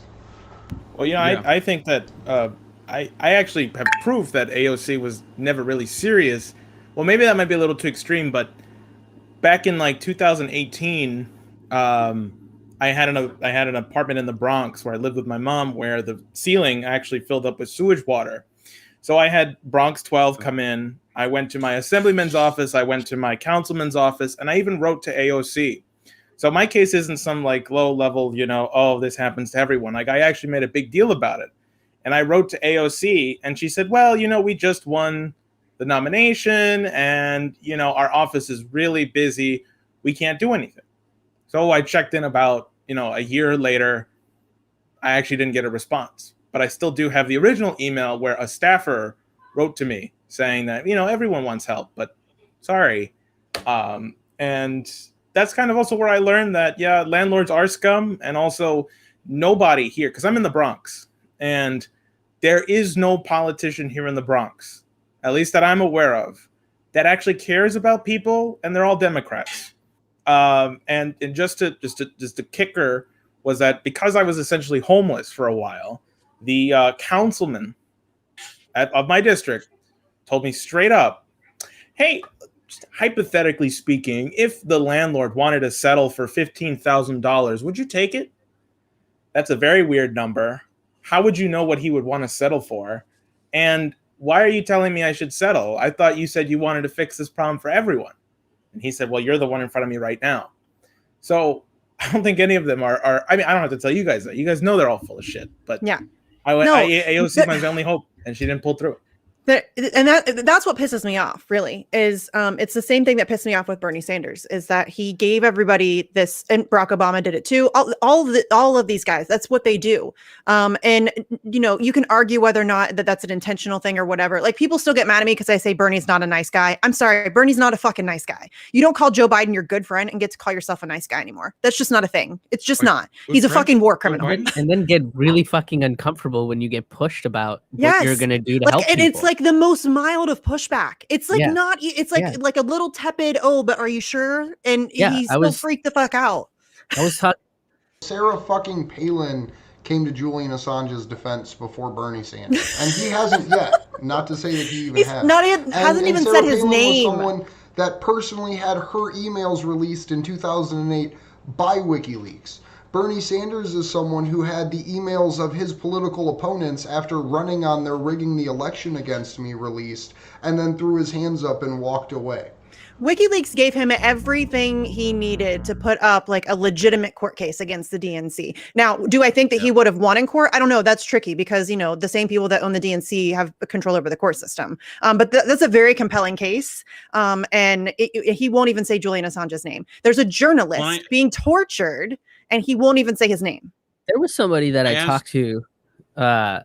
I was just gonna say, there's somebody that I talked to that basically said, "Oh, well, you know, because of the Russia ties, Bernie's already a socialist, and he vacationed in St. Petersburg one time, so he doesn't want the Russia association." And I kind of just had to stare at them. Bernie Russiagated himself. Yeah, it was the funniest by not thing. saying anything. I had, you know the GIF of him punching the punching bag and it coming back and hitting him in the face. I tweeted that and I said, "When you fuck around and Russiagate yourself." Because he fucked around and Russiagated himself repeatedly and often. He threw his own supporters under the bus. He threw his own surrogates under the bus. He threw Jill Stein under the bus. He threw himself under the bus. He's like, oh, well, maybe Russia did help my campaign. I don't know. Like, that's what they're saying. Like, what the fuck are you talking about? Like, that, I don't care if you don't want the Russia. That your job then is to go out and tell people that this is bullshit. The Russia thing is bullshit. Here's the actual proof. Here's the actual, this is reality. Go and dispel the conspiracy theory. That's your fucking job as like a grown ass adult who's in an elected, like a position of power. Like, go and dispel that. That's your, like, that Jeremy Corbyn and the anti-Semitism thing. That pissed me off. Like, y'all need to start fighting back against that. They use that shit against us to prevent things from getting accomplished. Well, that was their and it's their job. Of the 2016 DNC election, because they actually had information come out over in London that the inner workings of the Labour Party were working directly to undermine Jeremy Corbyn instead of working to get him promoted. So 100%, they were trying to torpedo his campaign. Mm-hmm. Yeah, but that's no different than what we did in the States in '72 with McGovern. Like, I'm honestly surprised we didn't redo that for Bernie. Yeah, well, we did redo that. I mean, the DNC but it didn't pushed, work. you know. Well, I'm saying, like, the DNC pushed, like, you know, it's the opposite side of that coin, but they had their finger on that scale the whole time. The whole time. And that was out in the open. They did that shit blatantly. We were all talking about it. Like, everybody knew it was happening, but then WikiLeaks was like, yeah, here you go. Here. Wasn't one of the leaks like they were trying to be like, oh, can we use his Judaism against him? Yes. Yes. Yes. And then they were going to call him an atheist in the South. Right. Because, the fact that he wasn't that would affect him. Yes. Mm-hmm. Like, they're dirty. They are dirty. Isn't it fucking interesting that WikiLeaks revealed that, and then it's like one of the most pro-Israel fucking political parties is trying to like use anti-Semitism as a way to not get a socialist elected? Again, you want to talk censorship? Let's talk about Epstein. I think everybody here has also. That's another topic that has been heavily censored off of YouTube. That's been Ghislaine Maxwell. Just today, there was a Chris Hedges segment, or just the other day on RT America about an update. Why isn't anybody talking about that trial? Why isn't anybody talking about any It's of that weird. stuff? What is the latest on that? Eerie. It's like disconcerting. This is a huge thing. This is like child, like in the highest levels, child pedophilia, like child sex trafficking, like essentially sex slavery of like young children, within like elite levels of power. Y'all know what I mean. The ruling class, Yep. like royalty and presidents. Like there's all kinds of implications here, and nobody's talking about it. And that's weird to me. That's really bizarre. Because to me, that's a big deal. I'm a mom. Like this, they're fucking kids being like. I mean, still no mugshot. Also, Still no mugshot. Still no perp walk. Still Right? nothing but sketch. Okay, you haven't seen her in handcuffs. You haven't seen her at all. Didn't they show a picture of her with like she looked like shit though? I thought, or am I imagining things? Was that one Also, mugshot speaking of- like the day she was I thought arrested? I saw a photo. I Yeah, thought there might have the been only story I maybe. had seen, I'm gonna look because now it's gonna bother me. But yeah, I'm pretty sure the I've only seen at story least I one had photo. seen was that she was complaining about being covered in rat poop. That's the only thing I've seen. Yeah, I heard that too. Like, what is the latest? Has she said anything juicy that Yeah, no I one's mean, talking about? I haven't welcome to had the a- American prison system. Yeah, I haven't had a chance to watch Hedges' new video because I think he talked to a lawyer about it or something like that. I That's love connected to the Hedges. case. I do too. I always tell I really people do. like, hey, if you're going to read Hedges and expecting hope, it's No. He's the ultimate doomer. don't No, but fucking- I love him because he doesn't bullshit. He doesn't sugarcoat, No, but he yeah. also doesn't give in. Like he's still like, I'm gonna fucking fight that. Like, you know what I mean? Like I appreciate that. Like a lot of that's, people those are don't my know people. this, but in the horror of the Ghislaine Maxwell case, they're actually trying to get terrible legal precedents set. Like they're essentially trying to rule that you can send someone an email and have it be equal in power and authority as a mailed, signed, sealed, delivered federal subpoena. So they're trying to roll out through the prosecution of this case the ability to serve warrants via email. Because that was one of the big things early on, was like, we don't know how to get a hold of Ghislaine, let's email her the warrants, because it has to be served to you for the type of suit that it was. So that was one of those terrifying things. Send me a text, probably. I'd rather like a GIF be sent, like a little, you know what I'm saying? It's I'd your see time that in before court. I ever Your read turn. my email. Yeah. So, like, but And the chat I mean, says Bernie is a Zionist. Bernie is a fucking Zionist. Yes, you're absolutely right. Yeah, You are absolutely and also, fucking right. like, they tried to get him into being anti-Semitic. Like, I know, they which pissed tried me both off. coins. Yeah. No, but I wanted. Speaking of censorship, Tara Reid, she has to go over to RT to do anything. And then she gets shit on. Like I just had to defend her today because I tweeted that I still believe her. And people every time come at her. Yeah, but she works for Putin. No, she fucking doesn't. Shut up. Like I don't understand people who do this. Well, I do because they've been propagandized and they're like baby brain morons. But working for RT is certainly no worse or better, probably better than working for MSNBC or CNN or Fox News. Oh, for sure. Are you kidding? Like people be like, oh yeah, Chris Cuomo said what? But anybody that works at RT is you just can't trust anything that they say. It's ridiculous. And I mean, RT has its issues. Like every outlet's going to have its issues. I mean, aside from WikiLeaks, who the fuck else, has their shit together? And that's just because WikiLeaks just offers source documentation. So, there's very little room There's for no other network on cable or anywhere else that is challenging imperialism where you turn on a television that's on a major network, or you turn on your Samsung TV, and on your cable channel, there's an RT America channel where you'll hear people talking about climate change. You'll hear people talking about Julian Assange. You'll hear people talking about issues that you're not going to hear on Israel, MSNBC, Palestine, CNN, coup. Israel. Yeah. All right. You'll see faces that you won't normally hear, and you'll hear people that have been kicked off of corporate media because they've challenged the mainstream narrative over and over again. And that's why they end up on RT America. Now, it's sad that not one billionaire or whatever, you know what it is? They're all worried that they're going to get exposed on their own network. That's why they don't do it. That's the only reason that I can see why they don't do it. I mean, they want propagandists. They don't want news. It's why They it's want so people that are gonna follow the disappointing. rules. It's That's why it's propaganda. so disappointing how hard TYT has fallen. Right? They got too close to the sun apparently because okay. they You want to they talk? had made it I'm sorry. through. You want to talk to They had made censored? it I mean, through- look what they're doing to Yeah, Whitney go ahead. Webb. Yeah. Look what they're trying to do to Whitney. Last American I mean, Vagabond. Yeah. Right. All of The those. T-Lab, All of I them. mean, Vanessa Beeley even. Yeah. Those. Yeah. And it's the farther you go off of the establishment narrative, the harder they'll come for you, but they'll eventually come for everybody. And that's, again, it comes back to narrative control. They want to control. Right now, we have like 5 or 6 corporations that control 90% of our media, and they want that to be 100%. Like, we are the most propagandized country on earth. It's not a question. Like, that is, and it's very covert. It's not like in your face, like a North Korea kind of censorship or kind of propaganda. It's very covert, and it hits you at all angles every day of your life. It's in every magazine, on every TV screen. It's in your doctor's office waiting room. It's on your magazine covers. It's every fucking where. And that's, again, why that's like front line, because if you want to fight for anything, these corporations control everything that you're allowed to see, think, hear, know, and they're seeking even more control over that. And with Julian Assange, they're seeking global jurisdiction over information and journalism. And that's fucking terrifying. This is some of the biggest psychopaths on planet Earth are seeking to control everything that you're allowed to know, like all of the information you're allowed to obtain. That's crazy. And I don't know why more people aren't completely freaked out by that.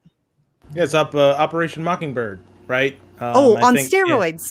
Yeah. And I think, well, the CIA and the NSA have only gotten better at controlling what people believe and know.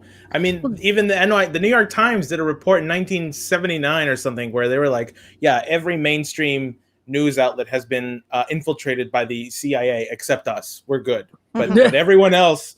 And then they hire like a correspondent who's literally from the intelligence agencies. Yeah, just give us a little bit of time. That's what they were saying. They were like, "It's what? Why not us, CIA? What's wrong with the New York Times?" Advertisement, yeah. Is it because we published the Pentagon Papers? We'll get rid of that guy if you want us to. Like that's what they were kind of they were like, no, pick us too. We want to be loved. What's wrong with us, Daddy? Oh, that got weird. Yeah, that did get a little weird there, Chris. It is weird. It's fine. I wanted to ask you, Andrew, because you've talked to so many people about UC Global and that angle that, again, is not mentioned nearly enough about how we spied on them and how we paid spies, a private agency we outsourced, right? It sounds fucking crazy. It is spy novel level shit where we hired a private foreign agency entity to place bugs all over this Ecuadorian embassy, get people in there, put cameras and fire extinguishers and shit. I mean, so the extra fucked part is we didn't even hire that agency initially, like the US, the United States. It was the Ecuadorian government that hired that agency specifically because they didn't have ties with U.S. intelligence to guard the embassy and to guard Rafael Correa's children. Like, whenever they would travel abroad in Europe, UC Global was the company that Ecuador would use to protect the president's kids. And then the owner of it, David Morales, in mid to late 2016, met with Sheldon Adelson, the Las Vegas Sands casino owner and Trump donor, and basically signed the embassy over to the CIA. I think it was Saturday, we actually did a really big piece on the UC Global. It was in relation to Craig Murray's case, but we went through most of the details. And it literally outlined, one of the whistleblowers whose testimony was in Julian's trial outlines how they knew what they were doing was against their contract with the Ecuadorians, and how they were told specifically, if you're asked if this records audio, tell them no, and tell them no like fervently. And to the point that David Morales' business owner was questioning him about, like, hey, why are we doing this? Like, I didn't sign up to work with the dark side, is what David Morales would say. And the man, David Morales, would literally rip his shirt open and say, I am a mercenary. He's such a douche. Yeah. Like, this guy is a grade A douche. Like, he comes in bragging, like, we're gonna be in the big division now. We're gonna be we're joining the dark side. And like, he thinks he's cool. And you're not cool, dude. You're a douche. Actual douches are probably more useful. Yeah, you just got fucking flipped in co-op. Is what happened. I did not. They gave him a lot of money, though. I'm sure. I'm sure that the payoff was immense. So did Siggy. I mean, come on. I played an interview by a different group. It's like the CCC or something.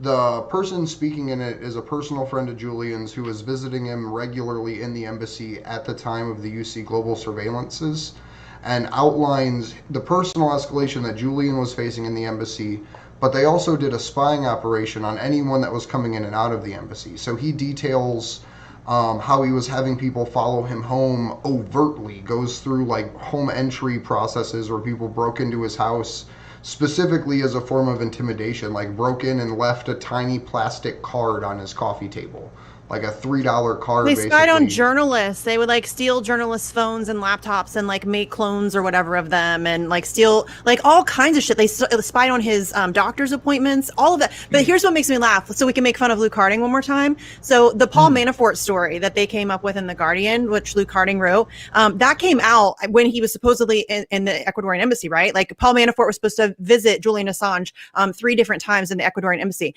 The Ecuadorian embassy was by far probably the most surveilled building on the planet while Julian Assange was there. No question about it. And you're telling me that Paul Manafort strolled in there 3 times, but there's no video evidence, there's nothing. And my favorite part about that article is that Luke Harding like makes up a whole ass outfit for Paul Manafort. He left wearing like a pastel colored button down and sandy colored chinos or something stupid. And it's like the level that he's Vice? I don't know, but you've seen how Paul Manafort dresses.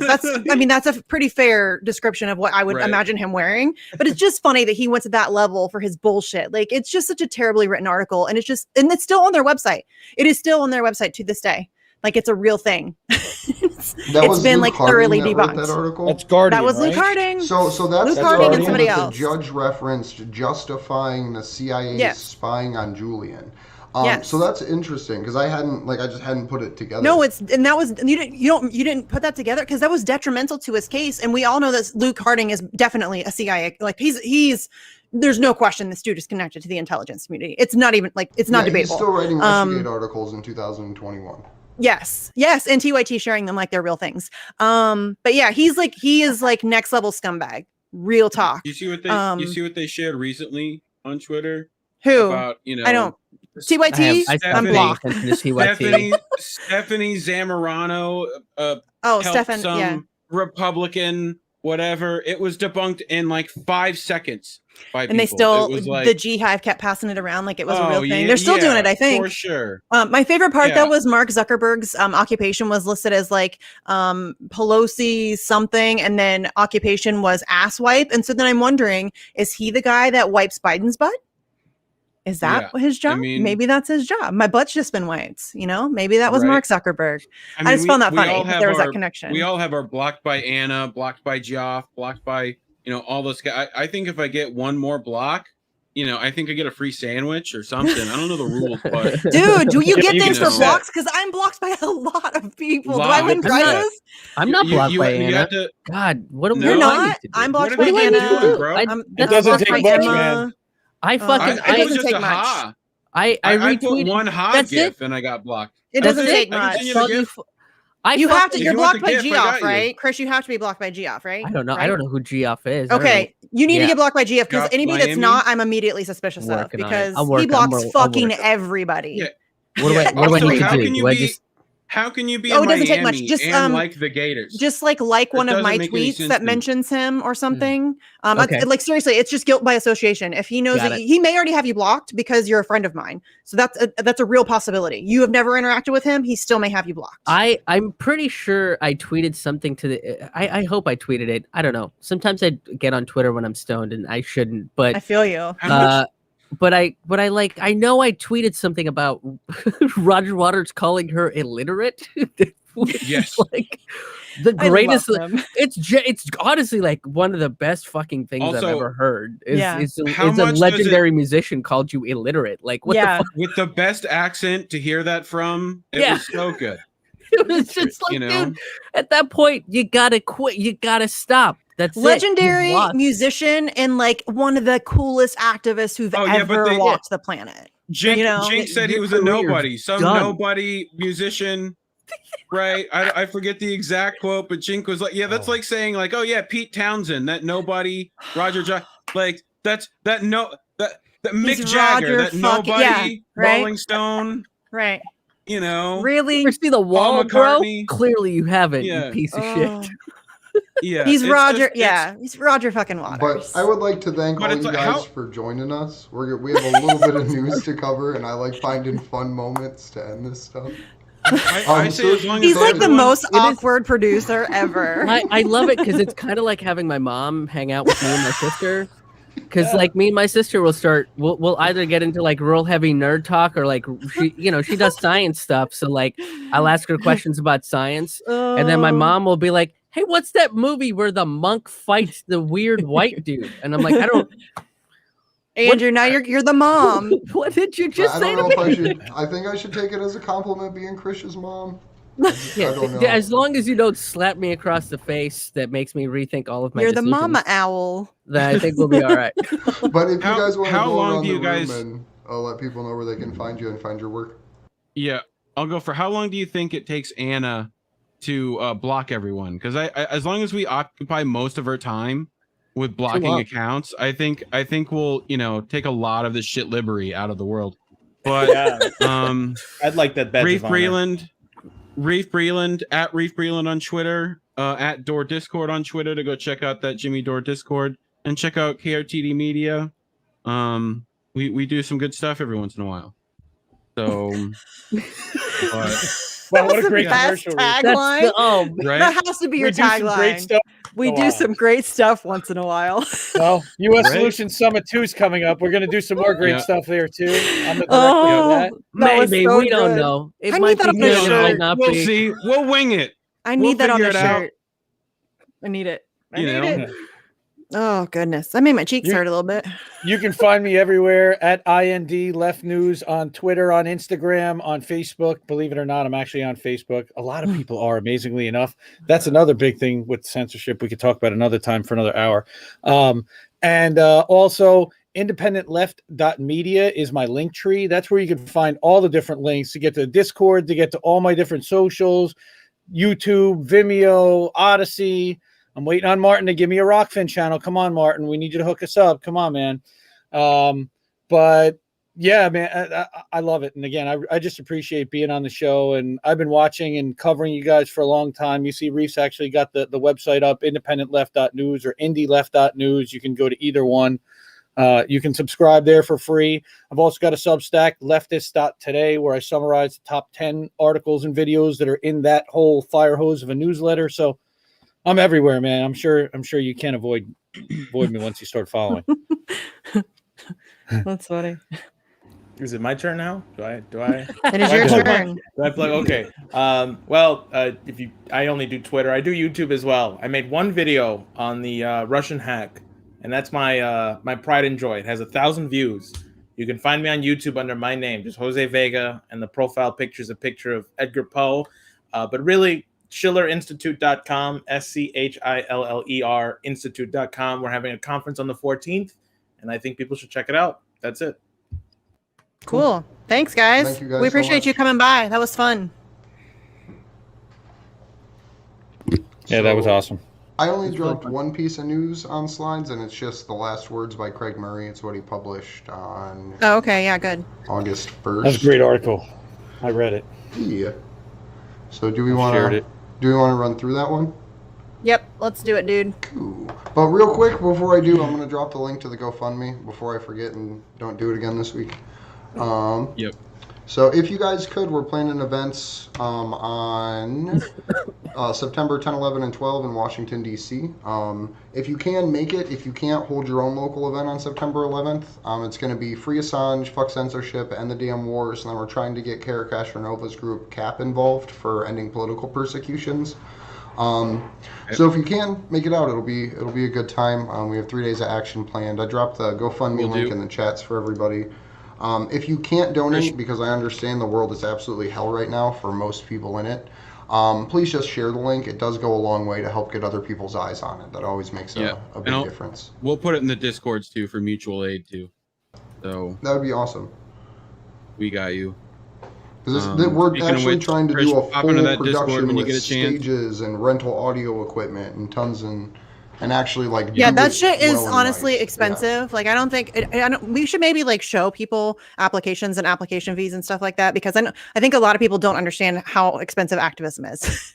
And they don't It's really understand how expensive. hard this whole thing is. Like Yeah. the stress you're put under to be able to run a show and run the board and make sure you have the right thing up and not dox yourself and not say the wrong thing and not get canceled suddenly and not, you're constantly like stressing over everything, trying to find the right news to cover, and Well, and then also just constantly being like there's so much information that comes out, and if you don't cover the right story, somebody always gets mad at you, and it's somebody's like, mad. there's only so much we can cover in the span of a week, Your audio's not working. People don't understand. I They're mute just myself like, fix regularly. it, you dumb fuck. So like everyone will be able to hear me in Jitsi, but I'll be muted on the stream, and I'll go through like a 10-minute presentation and be like, "Oh, no one got." And I don't. Neither of us pay attention to the chat, so it'll be like 10 minutes where nobody is like, we don't know. I try like to nobody. pay attention to the chat. I'm really bad. I try to be better at it. I'm honestly on StreamYard. It's much better because it's like right in my face, so it's easier to like look at. If you're using Restream on OBS at home on a PC, it gives you docs and pulls in chat from all of the I use the all of the streams you're going to. Yeah, the plugin is actually good for OBS. Like, it's not a plugin, it's just you sign into Restream through OBS, right? And it should pull it should be, if you're already signed in, it should be in your docs. You can just pull up the docs. I usually just have the chat one on. Yeah, because OBS a free download. It's open OBS source a free software to download. broadcast. I mean, you're already paying for Restream, and it just integrates. So you can just do more with OBS. You gotta go check. The Restream web dashboard's really good. The Restream web dashboard's really good, but OBS has more capabilities, plugins. You do more overlays and all. I mean, Reed was amazing what he's learned. Mobile, you can just go live from a mobile browser now, and it just picks up your camera and runs. So you can be out on doing anything, hit go live in Restream, and it pushes your camera feed to all the channels. So you can do like. Oh, sick. Nice. Yeah. Okay, dude, Craig Murray. We need to do this. Oh yeah, Craig Murray. Craig Murray. No more talking about anything other than Craig Murray. Production server. Don't forget to join that. We can talk about all that stuff later. Okay, cool. Yep. All right, let's pull it up, Andrew. All right, we're out. Throwing the slides in. Thank you, guys. You're welcome. Have fun. Craig Murray's last words. So this is what he published August 1st, shortly before turning himself over to the UK authorities. I want to make one or two points for you to ponder while I'm in jail. This is the last post until about Christmas. We will not legally be able to post anything while I am in prison, which is fucking crazy. But the Justice for Craig Murray campaign website is up and running.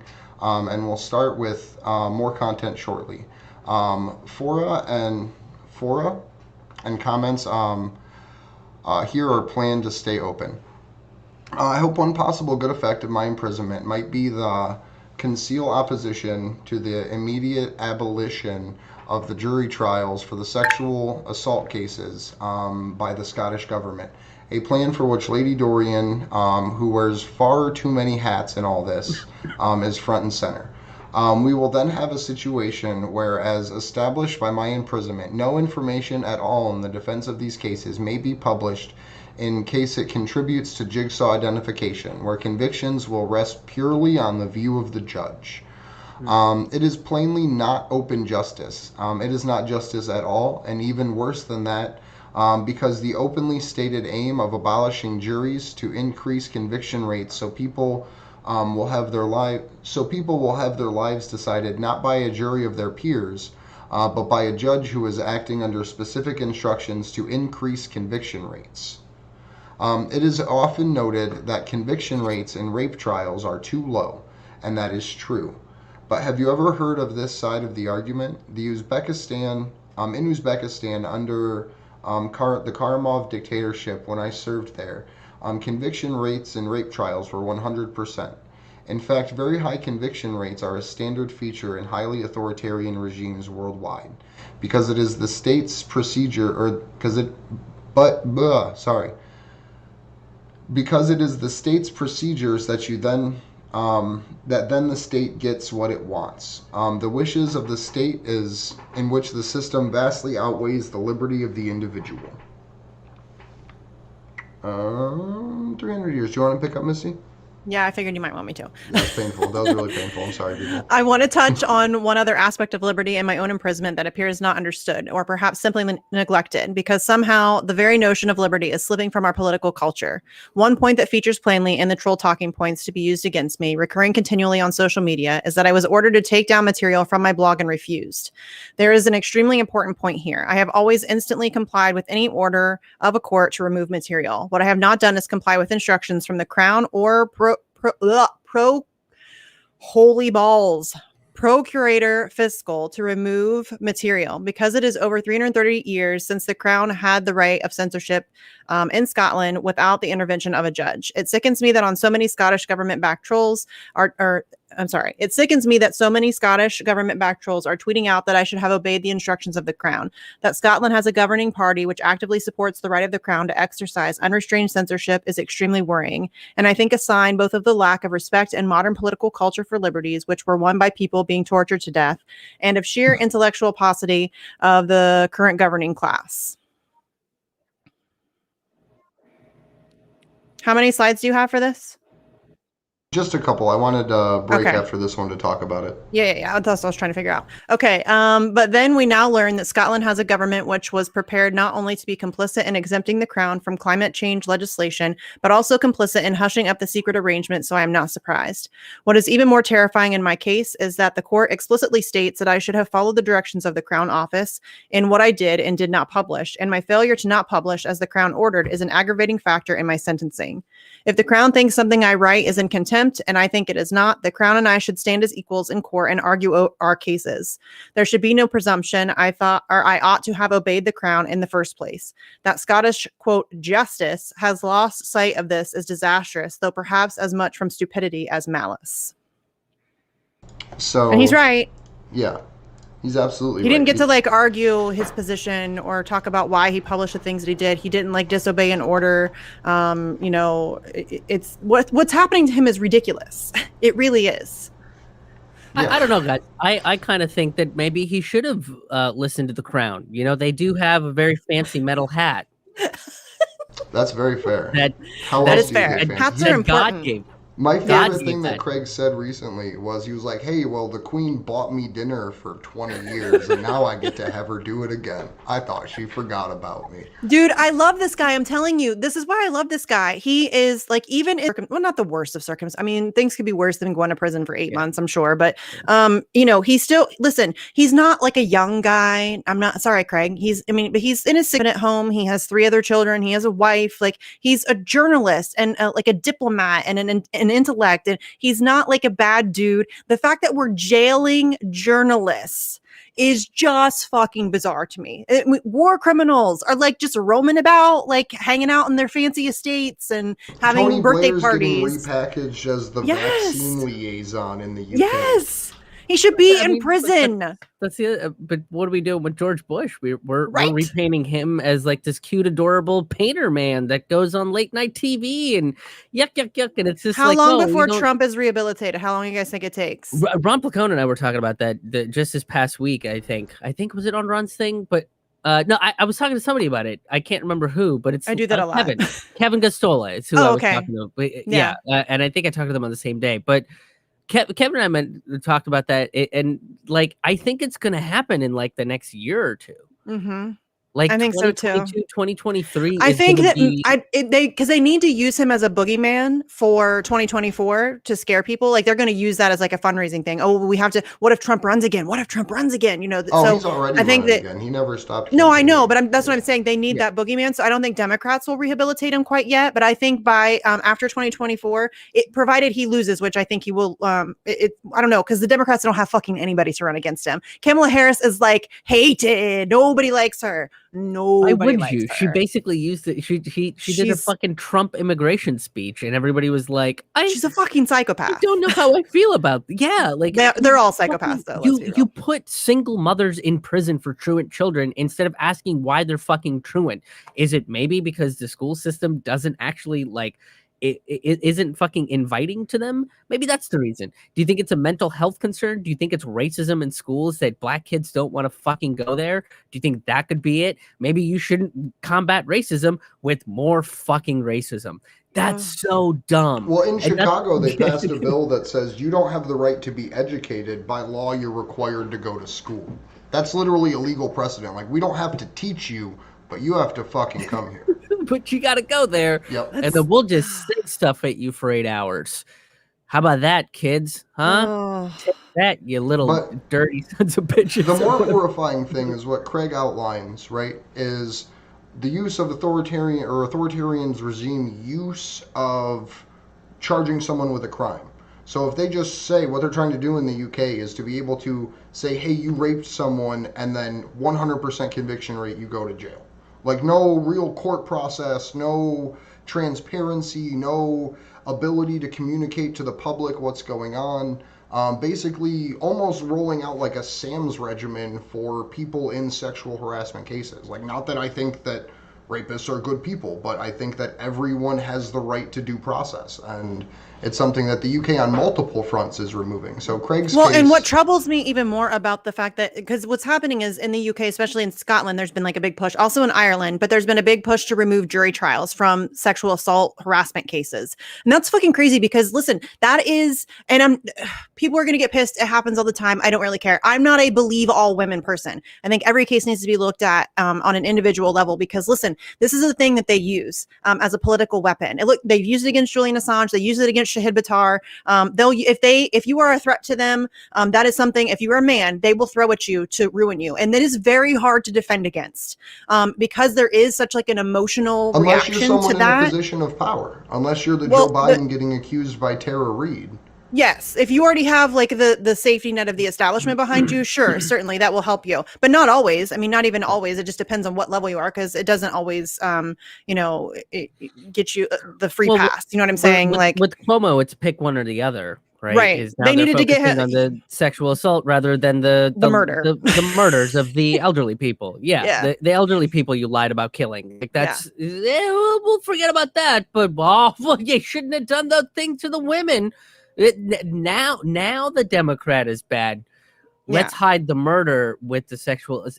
But there should always be like an investigation into those claims. I think so. Always. And there should be like a jury trial. You should get to be heard in front of your peers. There should be like a transparent method of justice in that situation. Because even if you get like acquitted of a crime like that, it will follow you. It will haunt you forever. People will still look at you like you might be guilty, Well, that's one of the things where who was that Stanford swimmer that I don't know if you guys I don't remember his name. Alex something maybe? I can't remember the kid's name. I think he's like in Dayton or something. Like he lives out in Dayton or something.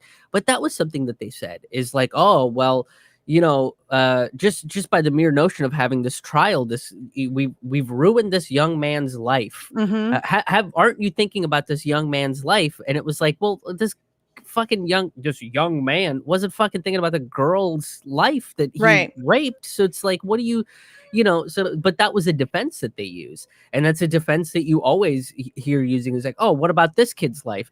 It's like, well, if this kid actually raped somebody, like he wrecked somebody's life. He ruined somebody's life. Dude, one of the most profound things I've ever heard in my entire existence was, and it came from an Oprah show, but she interviewed like I think it was 4 people who were in prison for sexual assault. And there was one guy who had molested, I think it was like his cousin or something, who was many years younger than him. And I don't know if he raped her, but molested for sure. And when she was talking to him, he said, I had to come to terms with the fact that I didn't just sexually assault her. I murdered her. I murdered who she was going to be. Like part of that is I killed somebody. And I was like, I got goosebumps just now saying that, because that like hit me like a ton. For whatever reason, there'll be things that like, it's so much truth that it just smacks you on your ass. And I was like, wow, that's fucking profound. That's really profound. And that's accurate. I mean, it's not just, I think so many people like look very targeted at the actual crime, but there's so much more to it, And if you look at how they use the weaponization of rape charges, just similar to Cuomo's case, you have the Christine Blasey Ford, Brett Kavanaugh. Thank you. Case where originally the entire conversation was Brett Kavanaugh signed the still private legal decision authorizing the Patriot Act. That's what Brett Kavanaugh should have been discussed about. But 2 days into it, when that came up one time in the mainstream media, it turned into this whole a circus rape charade. Yeah. Like where Alyssa Milano is sitting outside, like crying and holding this "Believe All Women" sign. Meanwhile, she's tweeting, "I love you, Bill Clinton." Like, fuck off. You know what I mean? Could you be a bigger hypocrite? Jesus Christ. I mean, but that's what I'm saying though. It is like that's why it should be treated with like the utmost care, like an accusation like that, because it can ruin your life. If you are wrongly accused of that, it will ruin your life. But that's also one of the most horrendous crimes you can commit. So, I mean, it needs to be looked at on an individual basis because it is used as a political weapon because it's so difficult to defend against. Like, there's a reason why it's used against people. I mean, look what it's done to Julian Assange. I mean, it's one of the biggest issues I have when I talk to people, getting people to support him. That's one of the first things many people say is, "Oh, but he's a rapist." Right. But no, he's not. He's not. And it's if you actually allow yourself to look at the information, I mean, it's just like Nils Melzer did. If you look at the information and you examine it for what it actually is, and you understand who Julian Assange is and who he pissed off, it becomes very clear what's happening. You know, but how many people that, you know, that's what I find. It's the same thing is when we talk about Assange, they always, they might agree with you on everything that he's revealed and that he's a journalist and a publisher, and what America's doing is wrong, but he did reveal secrets, he did reveal classified, but he's and then if you say, well, no, Sweden dropped the case, they go, I don't know, man. That's still, it's always. But I know it's one of the hardest. It's seriously one of the hardest. You have to break it down piece by piece. No, there were never any charges. There was only accusations. It was dropped multiple times due to lack of evidence. You examine the actual the accusations, the fact that the one victim didn't even write her own thing. They wrote it for her and then asked her to sign it. She refused to sign it. Like, there's a multitude of things that you have to go into with people, and a lot of people. Condom with no DNA. It was supposed to be a used condom, but it had zero DNA on it. It's just like, it's a multitude of bullshit, but it really is something that you have to break down for people and explain that this is very much being used against him as a method to like dehumanize him, make people hate him so that they can manufacture consent for the treatment he's getting right now. And, it's really unfortunate, but it is something that if you can get people willing to look at it, it is very easy to break down. It really is. It's one of the easiest. It's such an emotional thing that a lot of people will tune you out. But also, let's not forget the fact that has nothing to do with what he's being charged with. Zero. Right. I mean, okay, fine. You think Julian Assange is a rapist? Okay. He willingly offered to cooperate with that case on numerous occasions. He invited them to come to the embassy in the UK. He invited to do phone interviews. He asked permission before he left Sweden to come or to go to the UK. He waited 3 weeks and then he asked the prosecuting attorneys in Sweden, I don't know what they're called. He asked permission if he could leave and go to the UK before he ended up in the Ecuadorian embassy. So he followed all of the proper things that he should have done in order to deal with that case. He never hid from it. People say that a lot. He never hid from it, ever, not once. So if you think that he's a rapist, that prevented Swedish authorities from coming to the embassy to talk to him. And there are emails where they show, like, don't you get cold feet? I mean, that was being used against him. It still is. But he's never hid from it. And I think that a lot of people, again, it's just showing them the actual information. Yeah. But I'm going to jump back in because we got, I think, 2 or 3 left. It's good because I'm getting ranty again. 2, actually. You want me to read again? There. I'm stupid. No.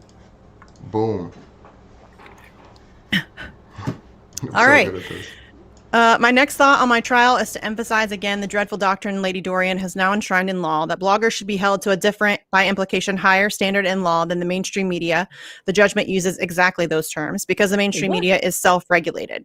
This doctrine is used to justify jailing me when mainstream media journalists have not been jailed for media contempt for over half a century, and also to explain why I have been prosecuted where the mainstream media, who were provably responsible for far more jigsaw identification, were not prosecuted. This is a dreadful law, and my entire legal team are frankly astonished that the Supreme Court refused to hear an appeal on this point. This excellent article by Jonathan Cook explains further the chilling implications, and that is a really good article by Jonathan Cook. It is really good. Those articles which the court ordered me to take down have been taken down, but I was not ordered to take down this one, which was found not to be in contempt of court. I was also not ordered to take down my affidavits, which, though slightly redacted, are still extremely valuable. I swore to the truth of every word, and I stick by it. At the time I published these, far less was known about the Salmon affair than is known now, and I believe that you will find it well worth reading them again in the light of your current state of wider knowledge, absolutely nothing to do with learning identities, but to do with what really happened on the whole plot to destroy Alex Salmon, something the judgment states I am allowed to say. Finally, I urge you to consider this truly remarkable speech from Kenny McCaskill, MP, Scotland's former Justice Secretary, and consider its quite staggering implications. It tells you everything you want to know about the British establishment's capture of the Scottish government, that the mainstream media felt no need to report the main points he was making, which constitute a simply astonishing outline of corrupt abuse of power. An explanation. This blog is going dark because I cannot by law publish from prison or conduct a business from prison. Access to this blog has always been free and open, and subscriptions have always been a voluntary contribution and not a purchase. It is understood that all new and continuing subscriptions from today until we go live again are voluntary contributions to the welfare of my family and not in exchange for anything.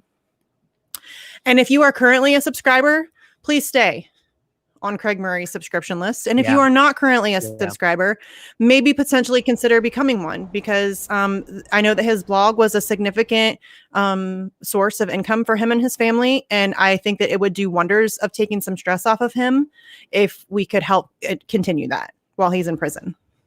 Yeah, the link to support Craig's in the description down below, or just go to craigmurray, I think .org or .uk.org or something like that. Yeah, I think it's .uk.org, maybe. Whatever the UK uses for their internet. Just type in Craig Murray. It'll come up, I'm sure.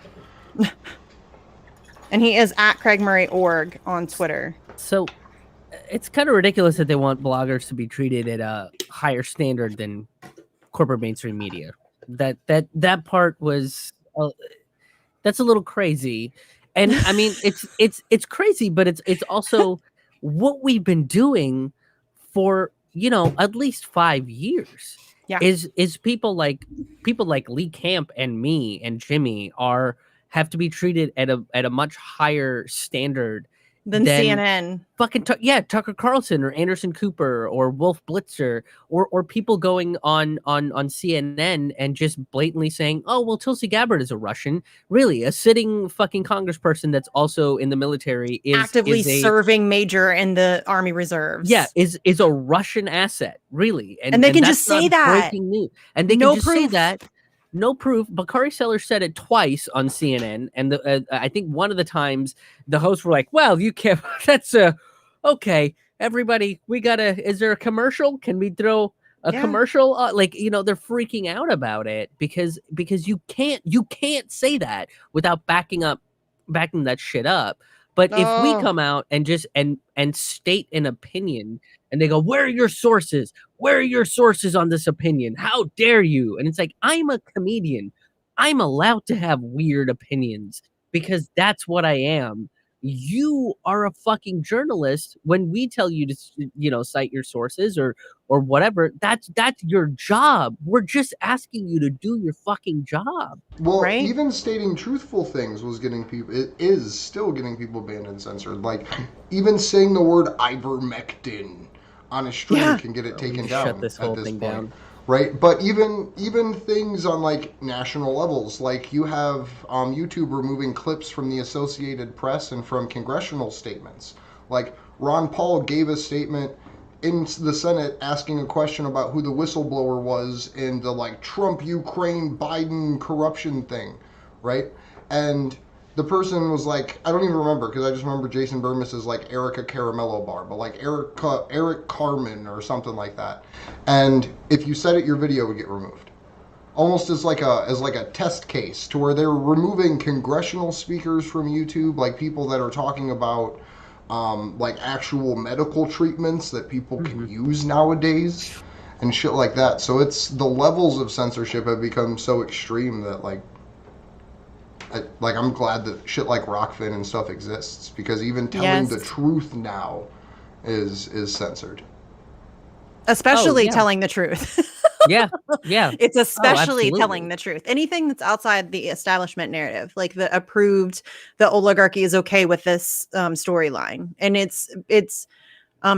that's scary. Anything outside of that is heavily censored on all levels. With Craig Murray's case and the letter that we just read, it seems like England is still a monarchy. Is you're doing the bidding of the crown instead of the democracy that you guys have. You know, it's just like just some old lady in her fucking God hat and more money than God itself. It's just like that's who's fucking making the decisions about this. I think everybody should look at that, and the fact that the fact that it's because he didn't obey the crown should immediately be like, yeah, we don't live in a fucking democracy. Yeah. These countries that claim that they are not democracies. They're all oligarchies. They're all run by rich old people that don't give a fuck about you. They just don't care. Well, and it's happening in the United. Look at how the Ukraine story, the Hunter Biden and Ukraine story was. I mean, they took a sitting president off the internet. Like it completely wiped that motherfucker off the internet. A sitting president.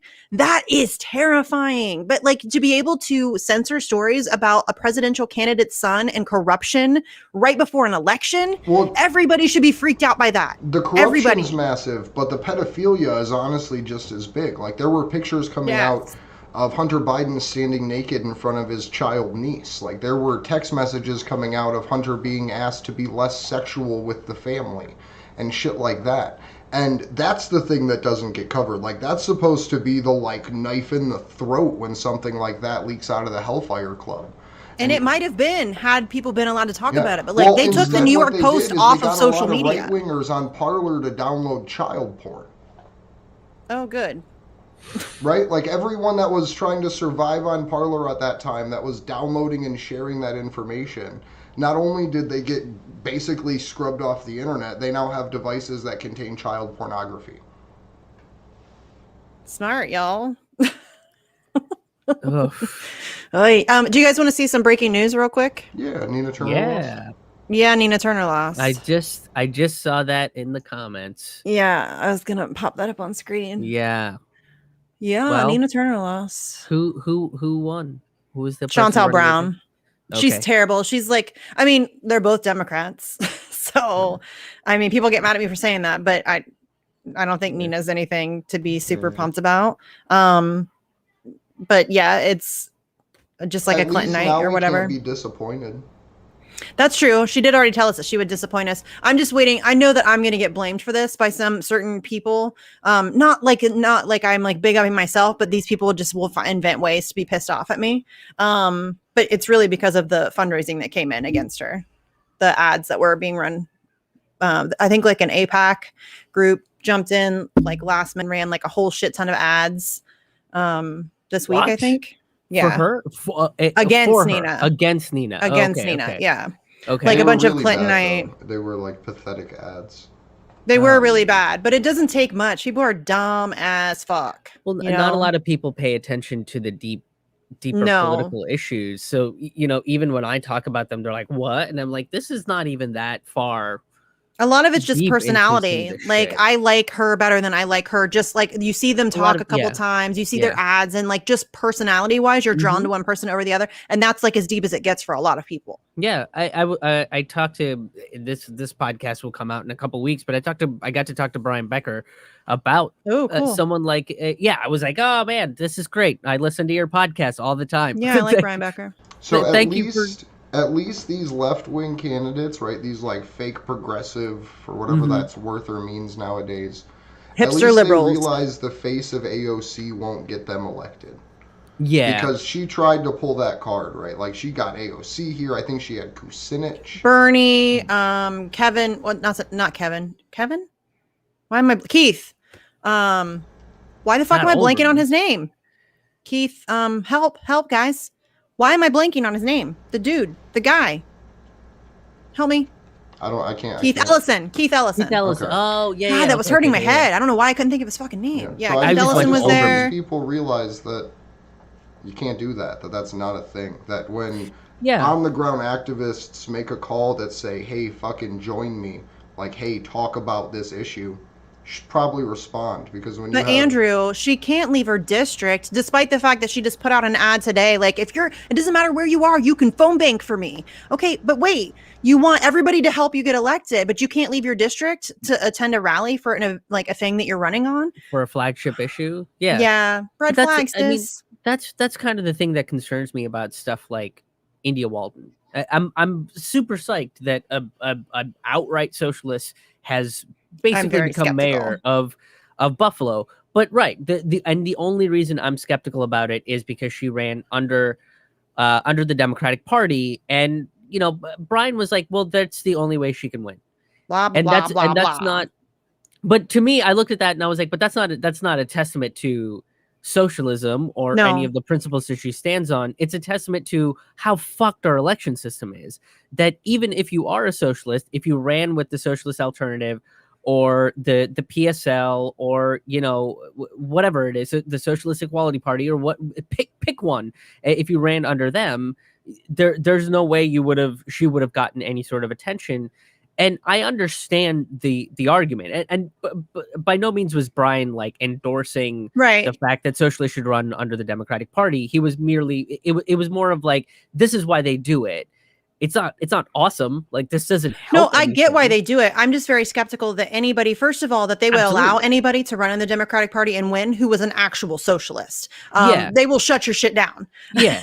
and you're either going to get co-opted or you're going to get pushed out. You won't get elected. That's just not possible. I looked at a lot of the stuff that she was talking about and her policies and stuff. And I talked about some of them on a live stream. And I like what she has to say. I on paper believe everything that I just don't trust the on paper.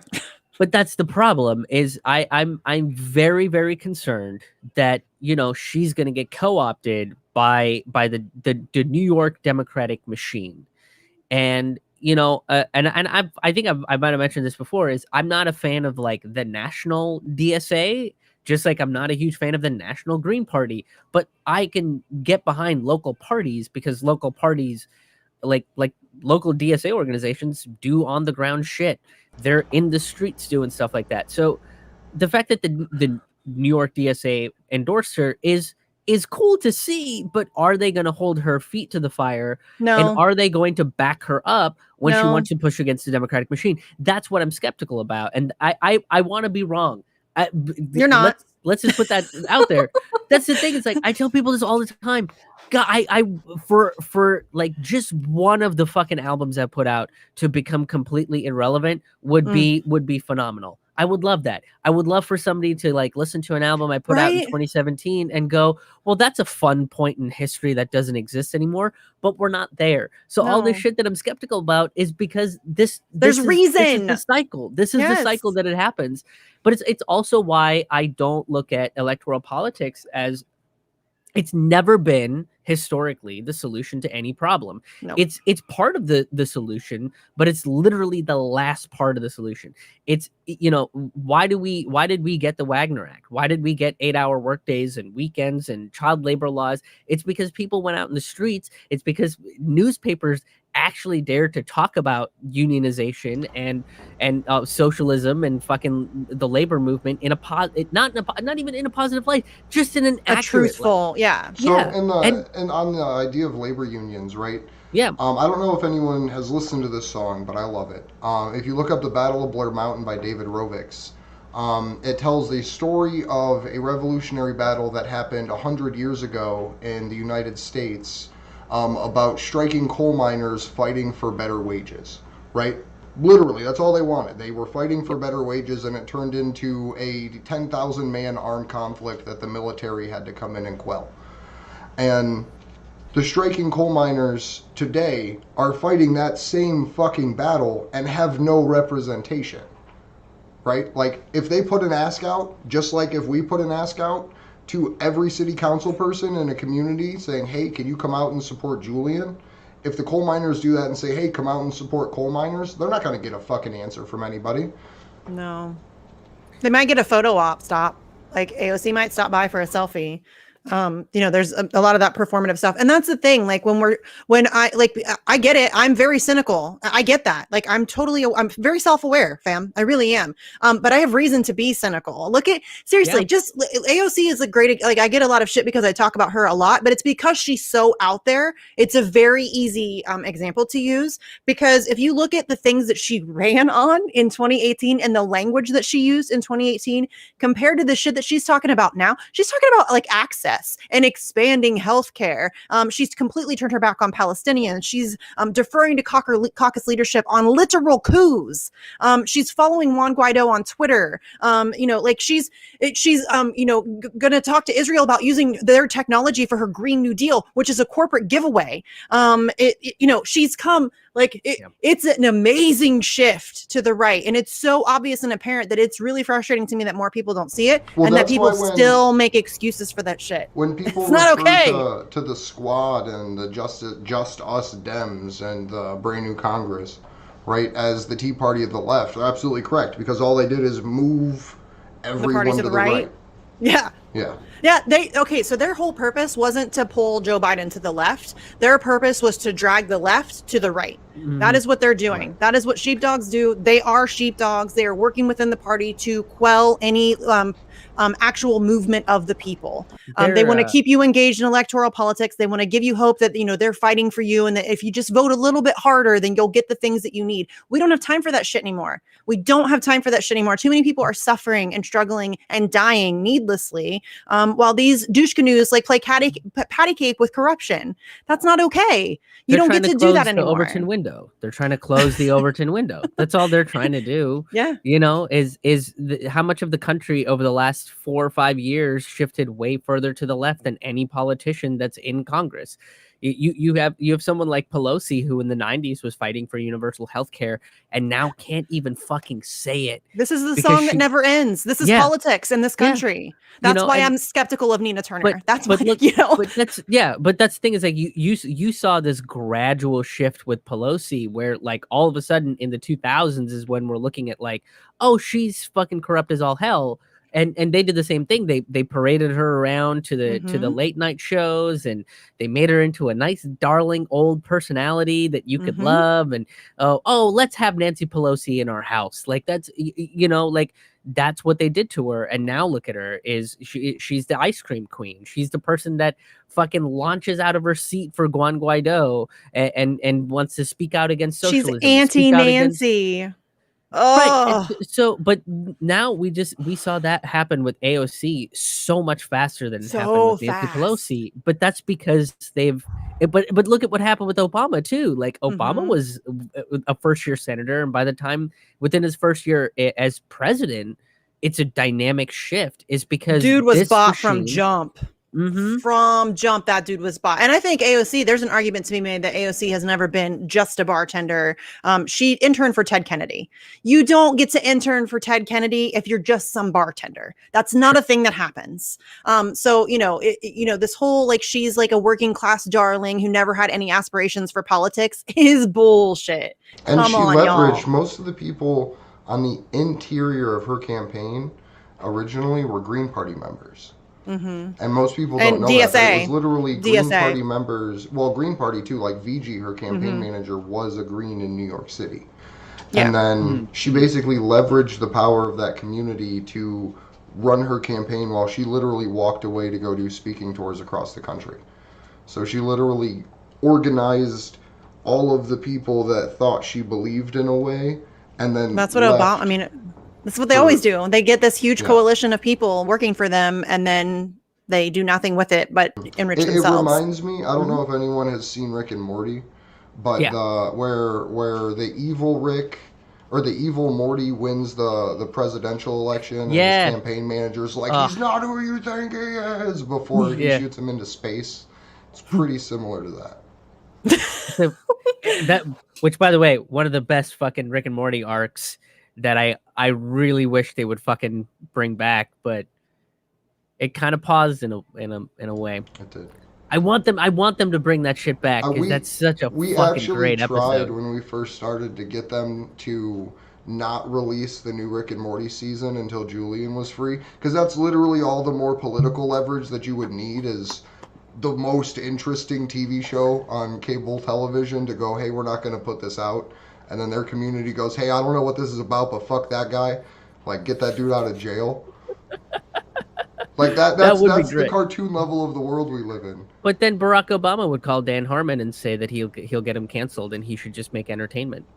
I don't think you could cancel Rick and Morty. I think it will live on in our hearts and souls. I think if Obama tried to cancel Rick and Morty, I think that would get people out of the Democratic Party.